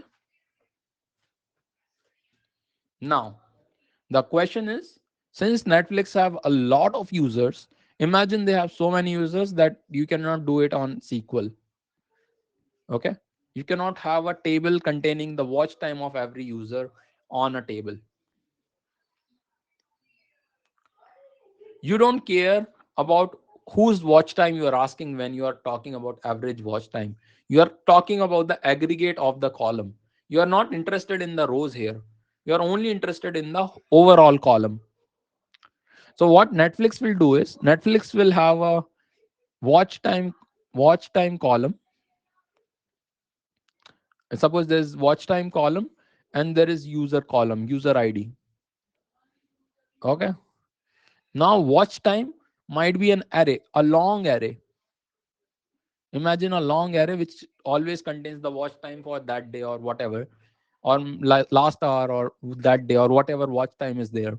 Okay, now this array can be stored across multiple machines, and then you can do map or reduce on that operation. And there will be a server which will keep on fetching values from this array to get the average watch time of all the users in the world. Okay, so this array will be divided into multiple copies, and there will be a server which will fetch the values of which will do a map reduce over all these database, all these different database servers to get the average watch time of users. Does that make sense, Vivek? So suppose you want to find the age group which contributes maximum traffic on a specific website. Do we need some sort of relationship between the two columns? Suppose you want to find the average age which contributes to maximum traffic on a specific website. Let me understand this question. Let's talk about a particular website. Let's talk about whether we want to find the average age of group age group of users which have maximum watch time of Netflix. Suppose that is the question. Then what will you do is you will partition your watch time array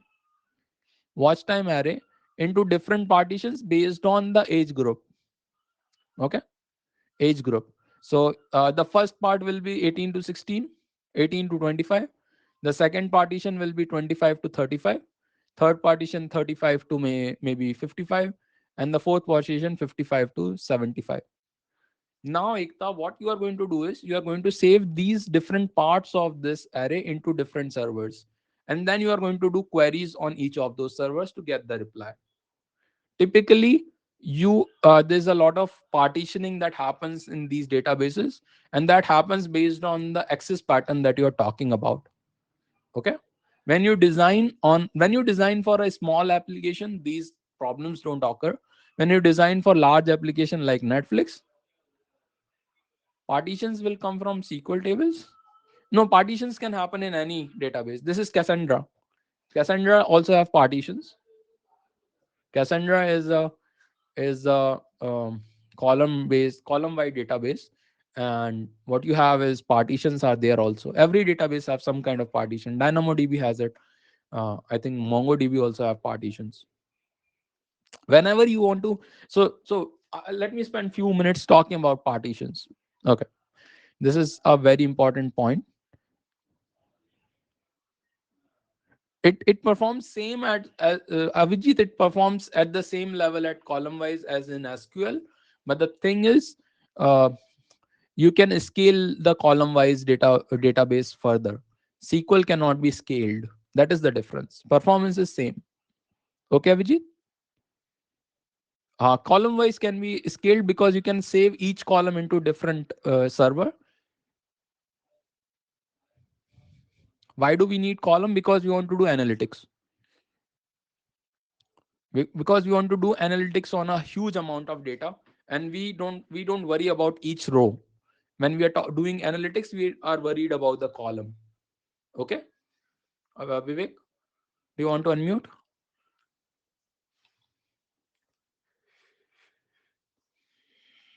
Okay, please unmute yourself. Okay, let me see. Hmm, let his request come up. Oh, yes, unmute. I cannot see your request, Vivek. Okay, I can see it now.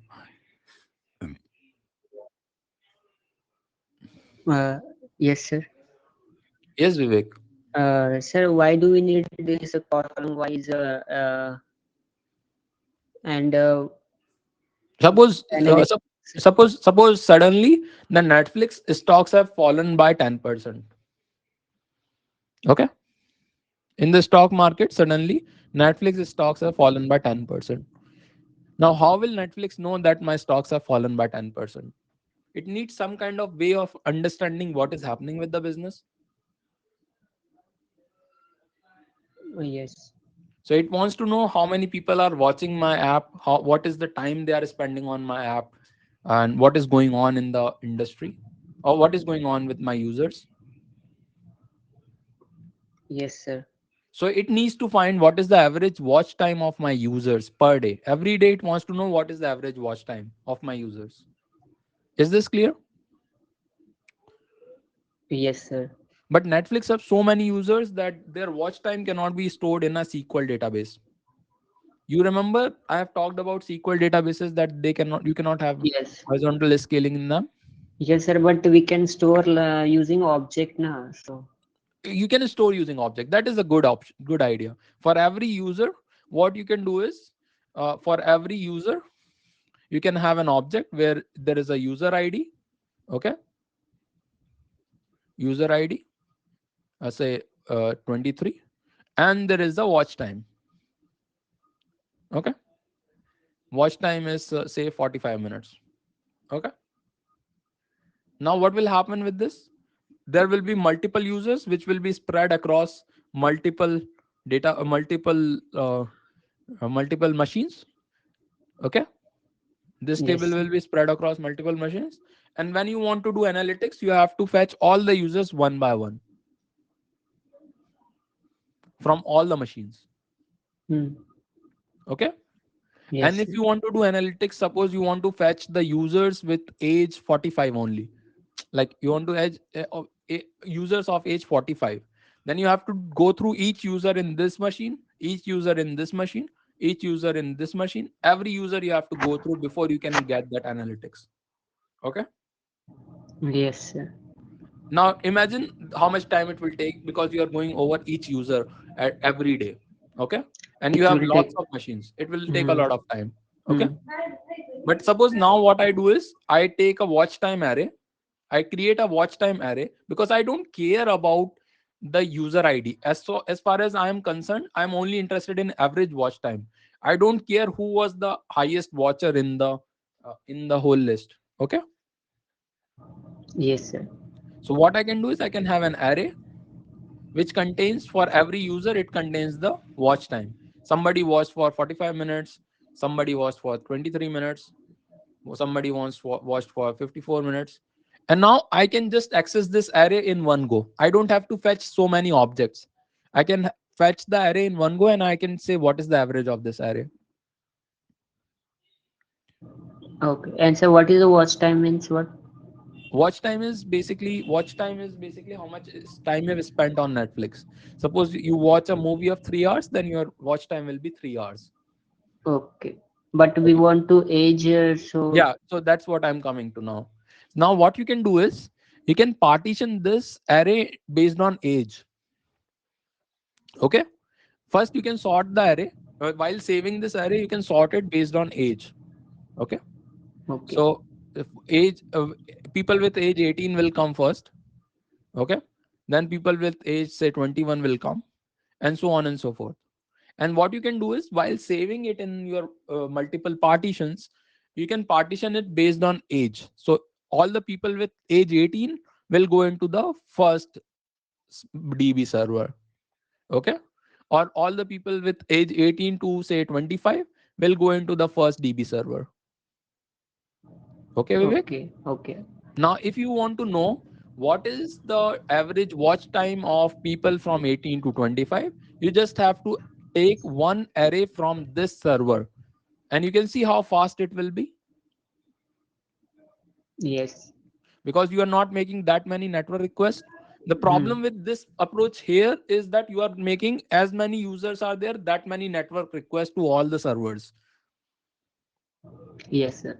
But here you are just making one network request that is returning you the array. Sometimes it also don't return you average the array, it just returns you the average of the array.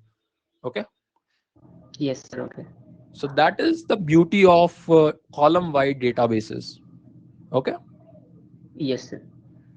Does the column wide databases make sense to everyone? Is there somebody who is not for whom this is not making sense? Yes, Avijit? sir. Clear to me. Thank you, sir. Sure.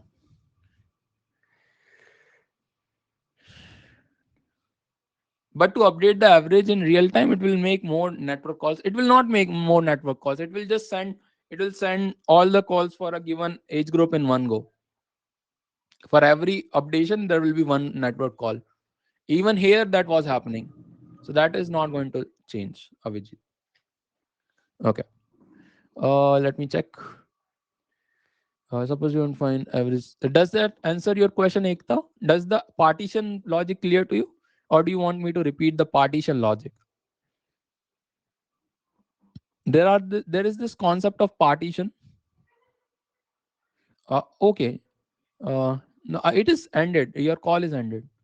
Your call is ended, Vivek. I'm not seeing it on my No, computer. sir. I'm also not able to end. Can you refresh? Let me refresh.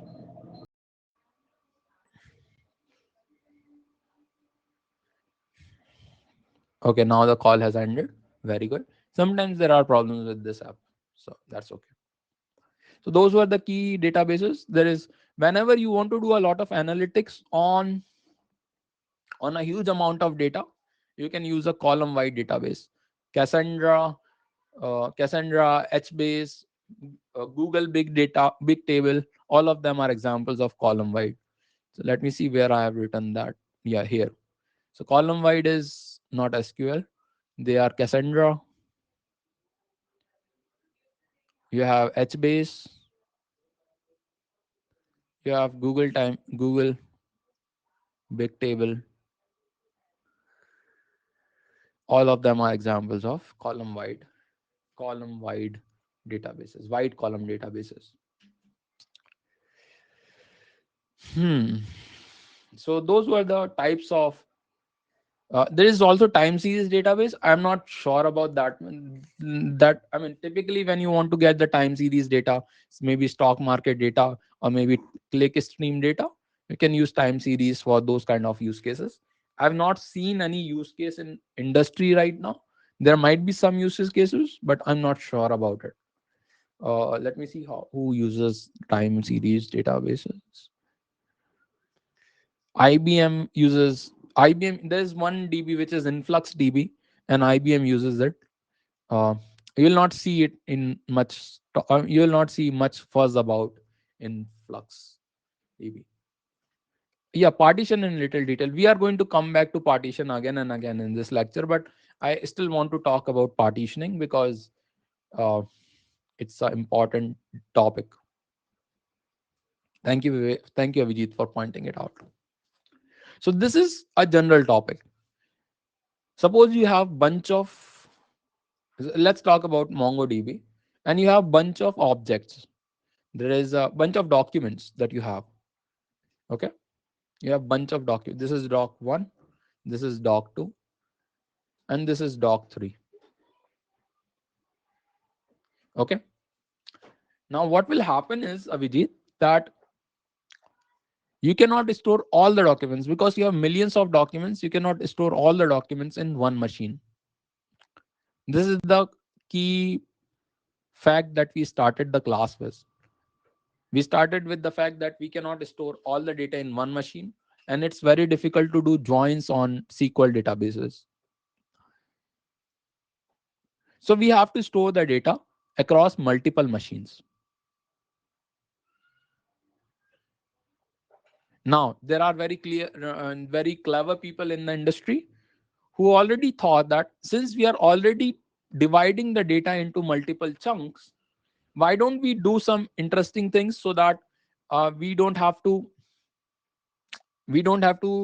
repeatedly access multiple machines for a single query. So what people do is they decide how they are going to divide their data across multiple machines. One way is to divide it based on ID. So you can basically divide, if the IDs are from 1 to 100 and you have 10 machines, first 10 IDs can go to the first machine, second 10 IDs can go to the second machine, third, and so on and so forth. 10 IDs per machine can go. But the problem with that is there is no the data is randomly divided. You don't know how the access pattern will be. But suppose already you know that every time you want to access the data, you access it based on age. Okay, you access most of the time you access the people from 18 to 25 together. Okay, Avijit. So what you can do is just like in the previous example, you can divide the data based on the age. So people from 18 to 25 age will go into the first bucket. From 25 to 55 go in the second bucket. 55 to 100 go into the third bucket. Based on this, you can partition your data. And next time you already know that you are going to get data for this group together. So you are going to access 1 DB at a time. That is the key funda behind partitioning. We'll come back to it again and again in this course when we discuss MongoDB. Okay, but that is how databases store value. So these kind of interesting ideas are what makes these databases run so fast. If you can design, if you can learn how to design good databases, uh, you can be paid a lot of money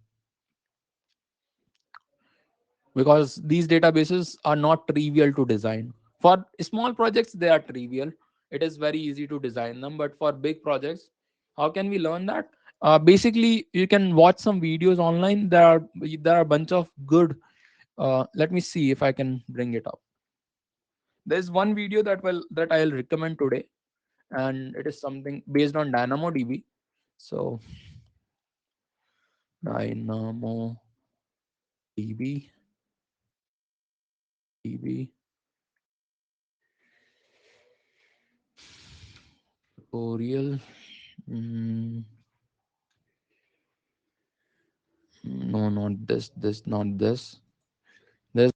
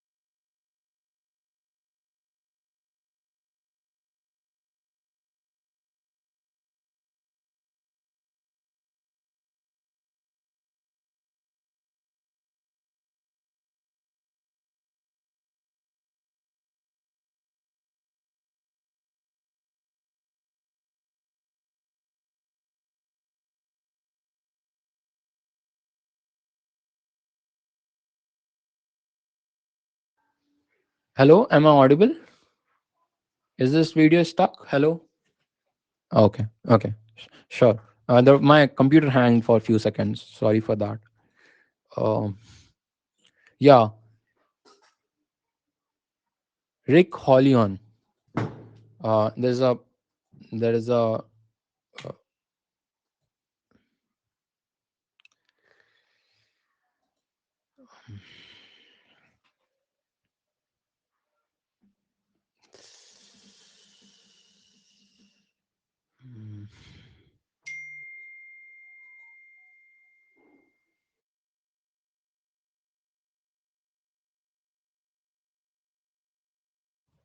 okay. So I think I'm back. Let me paste the link to the video that I want you to watch. This is this is called Rick Hollion. He's from Amazon, and Rick Hollion is from Amazon, and he has a very good video on DynamoDB. Okay, so you can access, and if you learn about DynamoDB from him, you will learn about database. You will learn about how NoSQL databases are designed. Okay, so but that is for later. Like when you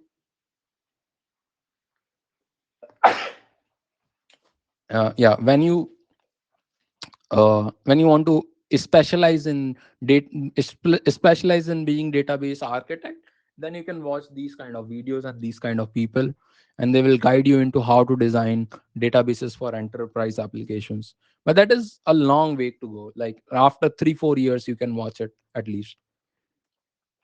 Sharding and partitioning, yeah, it is similar. Yeah,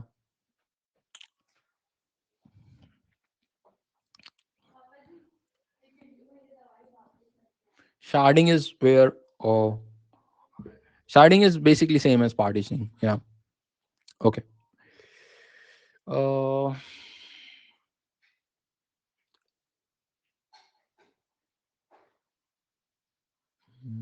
Now let's go back to the lecture.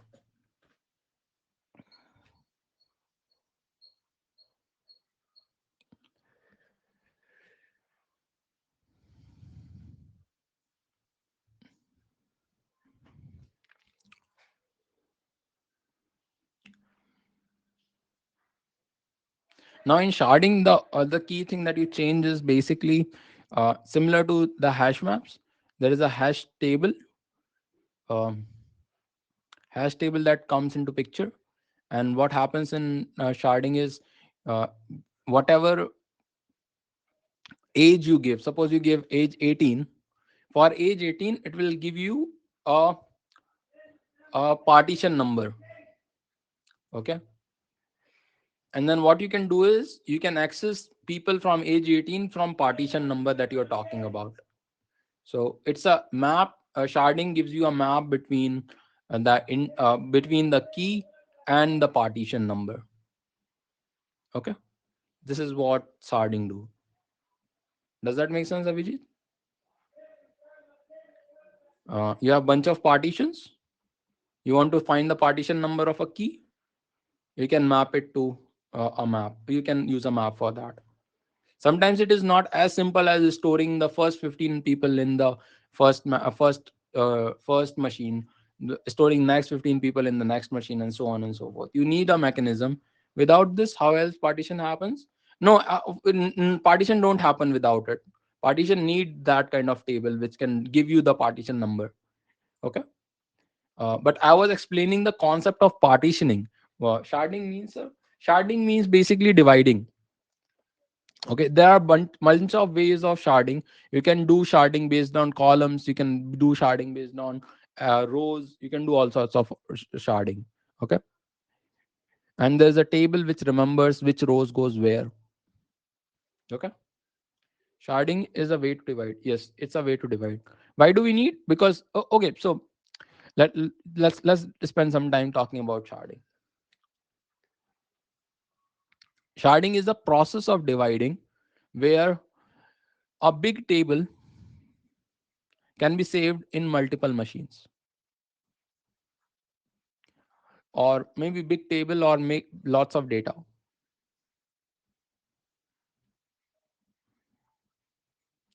Even when we talk about, since people have learned SQL so well, even when we talk about NoSQL databases, we use the vocabulary of SQL databases.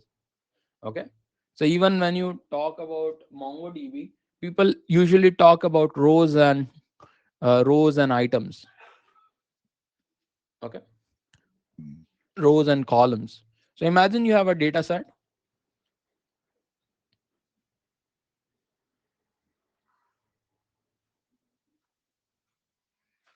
The first is user ID, second is name, third is status, maybe married or unmarried, marital status, and there is a photo link. There are two ways you can shard this data. Either you can divide it horizontally, you can take this chunk and save it into one machine, and take this chunk, save it into a different machine. This is one way. The other way is you can divide it based on the columns. You can take these two columns, save it into one machine, and since this is your primary key, you can take this column along with this column, these two columns. You can take these two columns, save it in one machine, take these two columns, save it in another machine, and so on and so forth. You need a central table that remembers which column or which row went to which machine, and uh, that is called as your that is called as your hash. That is called your index. You call it index basically. It depends on use case, Ekta. Sometimes dividing it based on columns makes more sense, for because you want to get columns. Sometimes when you're interested in each individual row, then it makes sense to divide it based on horizontal sharding. Okay. Now you can divide this, and there's a machine which remembers this. There is a hash function basically that remembers which part of the table went where. Okay. There's a big table which just remembers which part. Give me the part number and I'll tell you. Dividing columns looks more like relay. No, it looks like more. It should look more like column wide DB. Dipanshu. Okay. It should not look like relational DB. It should look like column wide DB. Okay. Yeah. So there will be a table, I'll call it index, and that index will contain, give me the ID of the row, and I'll tell you where it is. Or if it is vertically sharded, give me the column name, and I'll tell you where it is stored. And that is what index will contain. So this is the mechanism used behind dividing the table. But the idea is basically is the same. You want to divide the table across multiple machines, and you want to do some interesting things with the division.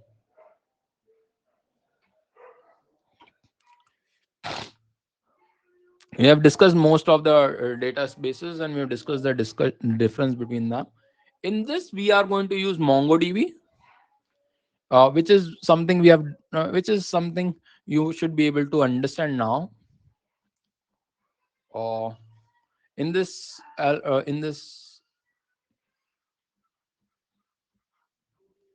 in this project, we are going to use MongoDB. MongoDB is a document-oriented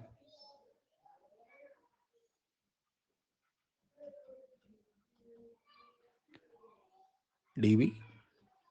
MongoDB is a document-oriented DB, and it has certain features.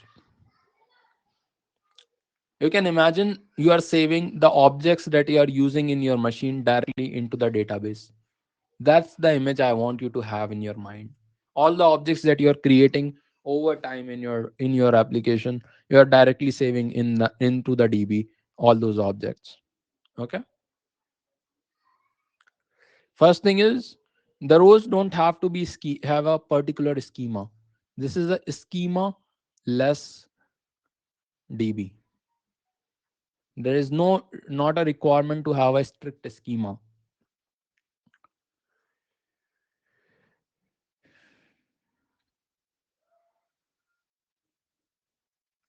Now you can have hierarchical data. You can store hierarchical data uh, in MongoDB.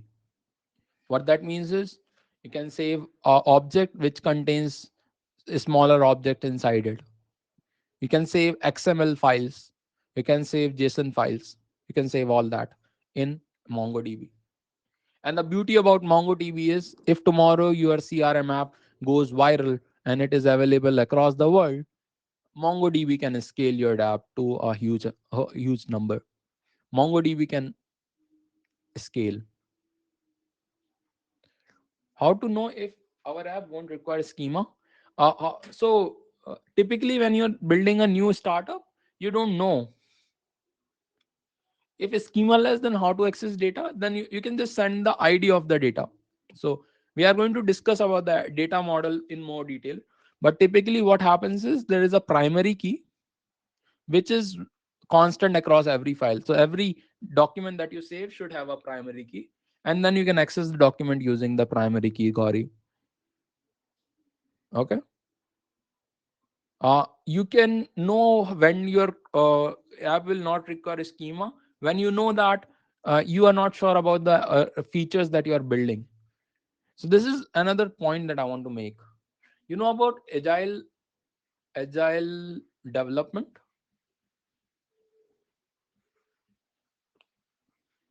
Okay. Suppose I want to build a car. How am I going to build a car? One way is to have a blueprint and design each part and then build all the part into a big car. That is one way, which is a waterfall method. Okay. Most of the physical things are built using waterfall development. You decide what you want to build, and then you build it across. Suppose you want to build a bridge, you build a bridge and directly work from. You build a design, then you decide on each of the calculation what will be the load, and then you can build the bridge. That is called as waterfall development. Design, develop, test, ship. Okay, this is a single direction. This happens in single direction. But with agile development, what happens? You launch a very MVP app. You launch a very basic app. Okay, you design, then you develop. Sorry, this is hanging.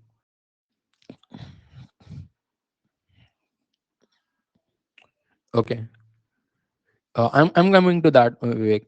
You design, you develop, you test, and you design further. When you have this loop going on, which will happen a lot in software development, a software is never complete. Either it is legacy or it is a new software. If a software is new, you will keep on designing and developing at the same time. When this happens, you don't know what is the next feature the design team will ask you to build. And in that case, you cannot be strict with your schema. Okay, Avijit? But halfway into the project, if we realize it can be a mess, that's where you have MongoDB. Yeah, that's where you have MongoDB. You can start off anew. You can start saving a new schema for your table. You just have to make sure that the key ID is same as what you are started out with. Okay, all those messes happen, but a database take care of it. You can fill the values back into the database. So apart, no, apart from is better. Yeah, mostly it's better, but yeah, it's mostly better. Have you ever heard of MERN stack or mean stack? The reason why MongoDB is constant across these stacks is because of these properties. Most of the internet-based companies can directly use MongoDB and it will work well for them. Okay. Now I'll go to Vivek. What is MongoDB? MongoDB is a database object I've written here. It is a document-oriented database. Do you know what document-oriented databases are, Vivek? Now, Okay, so this is a document oriented database. That's what MongoDB is. The key property about MongoDB, what is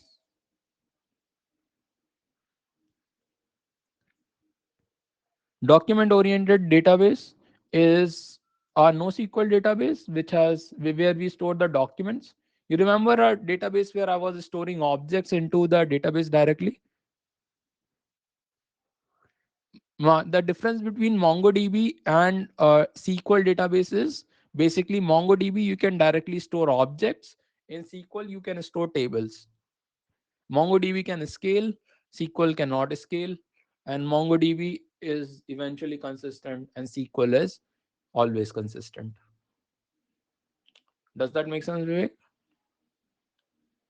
It will become more clearer between sir, but SQL also you can save objects, but it cannot scale. It cannot scale that much.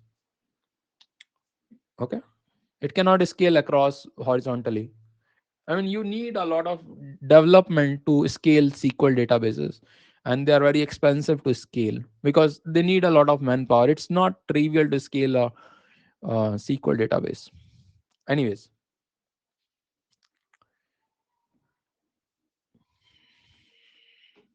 so what is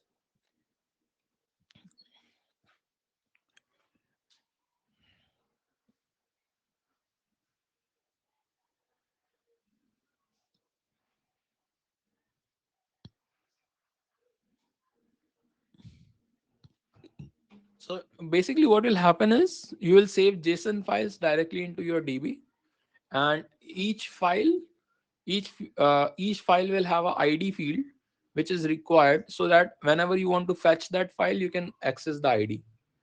A bunch of uh, documents together are called as collection, and you can access a collection. Collection is very similar to table.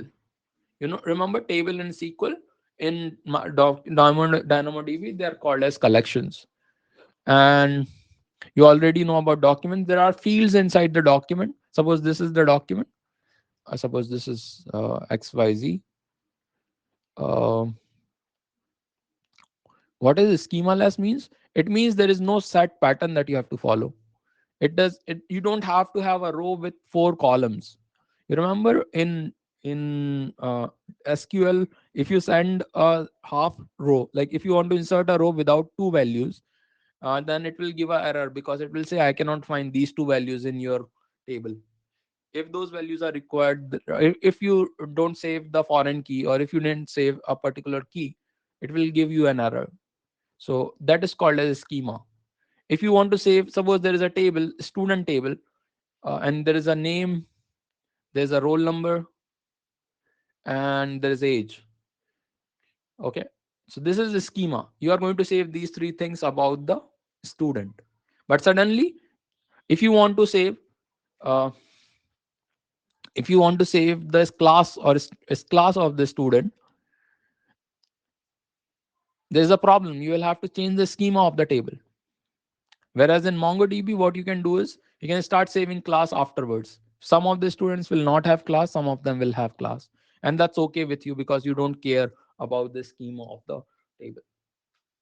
In MongoDB, we can create our own schema. Yes, you can create your own schema while saving the document. You can, as long as the document has the ID and some more basic checks, you can save whatever you want to save in the document. That has its own benefits and losses, but mostly there are benefits with this. Okay, that is called as schema less. Hmm.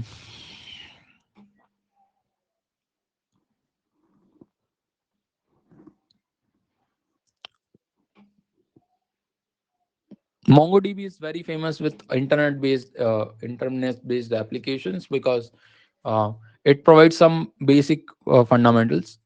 You can do, it's document oriented, so it's very fast to fetch a particular document.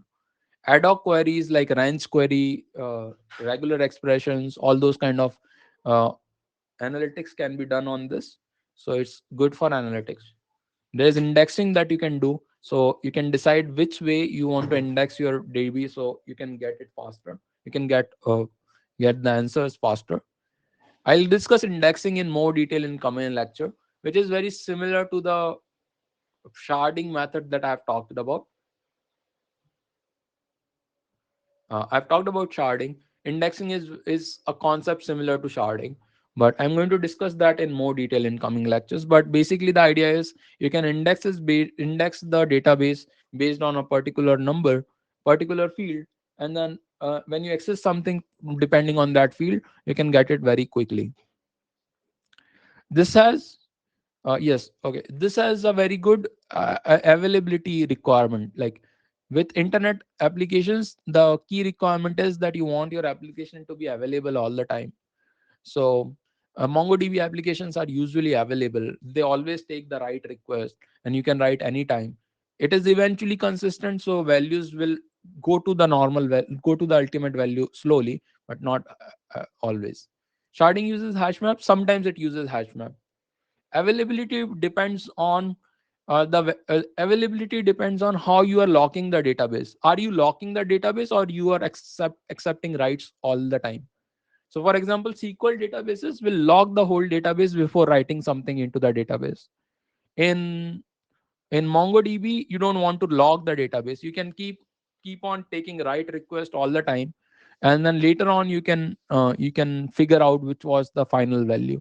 For example, if you are taking likes on a tweet, what will happen is you can take likes from all over the world, and then later on you can figure out what was the total number of likes. Okay. Sharding can use hash maps. It can also use ranges. So we'll discuss more about indexing and sharding in upcoming lectures. Okay. Ekta, your question. Yes. How much in-depth knowledge related to sharding, indexing, partitioning do we need for the CRM application? Not much, Ekta. That is the beauty of MongoDB. You don't need to know a lot of things. Mostly what we will discuss in this class will be all the knowledge you need. Okay. Basically these things become more important when you have a huge scale requirement. When the scale is very big, you'll need all these information. How is inconsistency taken care in MongoDB? Then it is taken care later on all the servers will communicate with each other, and will try to find what is the final answer. So there are different ways of dealing with inconsistency. Suppose five servers says the maximum count is 4. There are 5 servers. 3 will say that the max count is 5, and 2 will say no, max count is 4. We can take the majority vote, and we can say 5 is the final value, and everyone will say 5 then. Okay. So all those kind of methods, like there are different algorithms that follow. Sometimes they do majority voting, sometimes they do other algorithms, but these inconsistent. So for your knowledge, all you need to know is that inconsistencies will be taken care of in the longer run. Okay. Yeah, it happens different ways based on the algorithm that the DB follows. Okay. uh, yes, Ekta, you will not need a lot of knowledge, but as you become a senior developer, you will gain these knowledge about databases. It's highly paid knowledge. Like it's very valuable knowledge that you can get. Okay. Any other questions? We are going to discuss MongoDB in coming lectures. For like 3-4 lectures we are going to discuss MongoDB. Let me see the plan. We are going to discuss MongoDB for 3-4 lectures, and then we'll start building the app directly from MongoDB itself. But then after some time we'll start building different features of the app. um, so next 4 lectures we are going to discuss about MongoDB, and then we are going to use user registration and login. We'll build the user registration and login. We'll build authentication. We'll build user activity, ticket manipulation,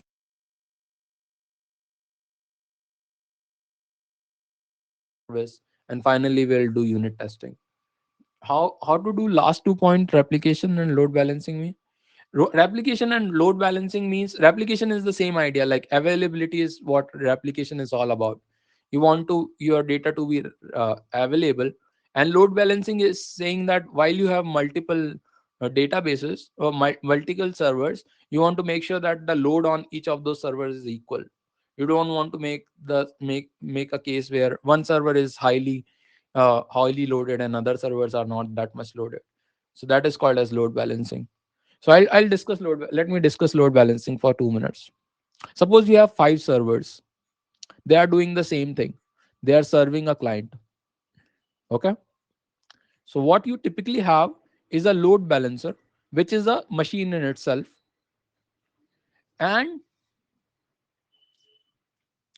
before request going to the server will come first to the load balancer, and this load balancer will know how many requests are there on each of the machines: machine 1, machine 2, machine 3, and machine 4. And this load balancer will decide where to route the request, whether the machine 1 should answer the request, machine 2 should answer, machine 3 should answer, or machine 4 should answer. Okay, if there are copies of same data across multiple machines, load balancer will decide where to send the request. That is the part of load balancer. Okay.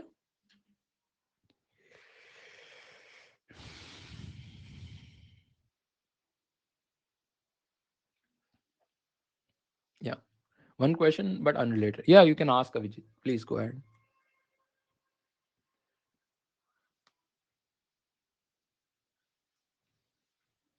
Mm. Replication is why did we use SQL DB in e-commerce app then? Because you cannot learn all the things in one go. Vijit, because we cannot teach. Seems NoSQL would have been better. Yeah, that is true. But you cannot learn NoSQL without learning SQL. First, you should have some knowledge about SQL. Okay, and we cannot teach you everything in the first app itself. Therefore, this is the second app. Hmm. Okay, what is the replication? Suppose one of these server goes down. Suppose M1 dies. There was a hardware failure, and M1 went off. Then what will happen to the data stored on M1? Are you okay to lose the data of 25% of your users? No, you don't want to lose the data. So what you will do is you will design another server which will have a copy of M1. So I'll call it M1 dash, and some of this data will be saved there also. And this idea where you are saving the same data across two servers is called as replication. You want to make sure that all the data is not lost once there's a server down. Once the server is down. Okay. Yeah. Now they have different ways of getting data from servers which are down also. Suppose there is a hardware failure. In that case also they can retrieve a lot of data from the server. So yeah, typically it happens in the hardware that you don't lose the disk itself. You sometimes lose a motor or something. So you can get the data later on. But still you want to have two copies of the data so that you can make the users online immediately. So that is what replication is about. Okay, that's it for today's class. If you have any more questions you can ask, otherwise we can end the class. What is raid for disk? We use raid for disks. What is raid? What is raid? I don't know about raid.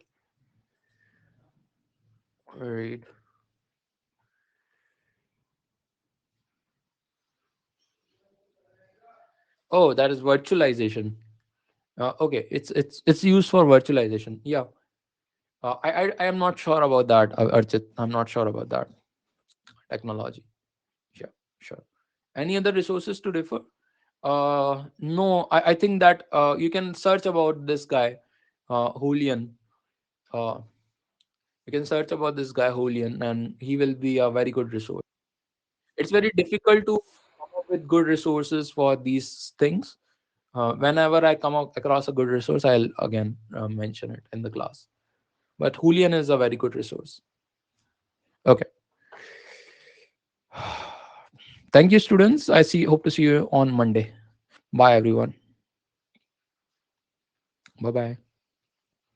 Have a good day.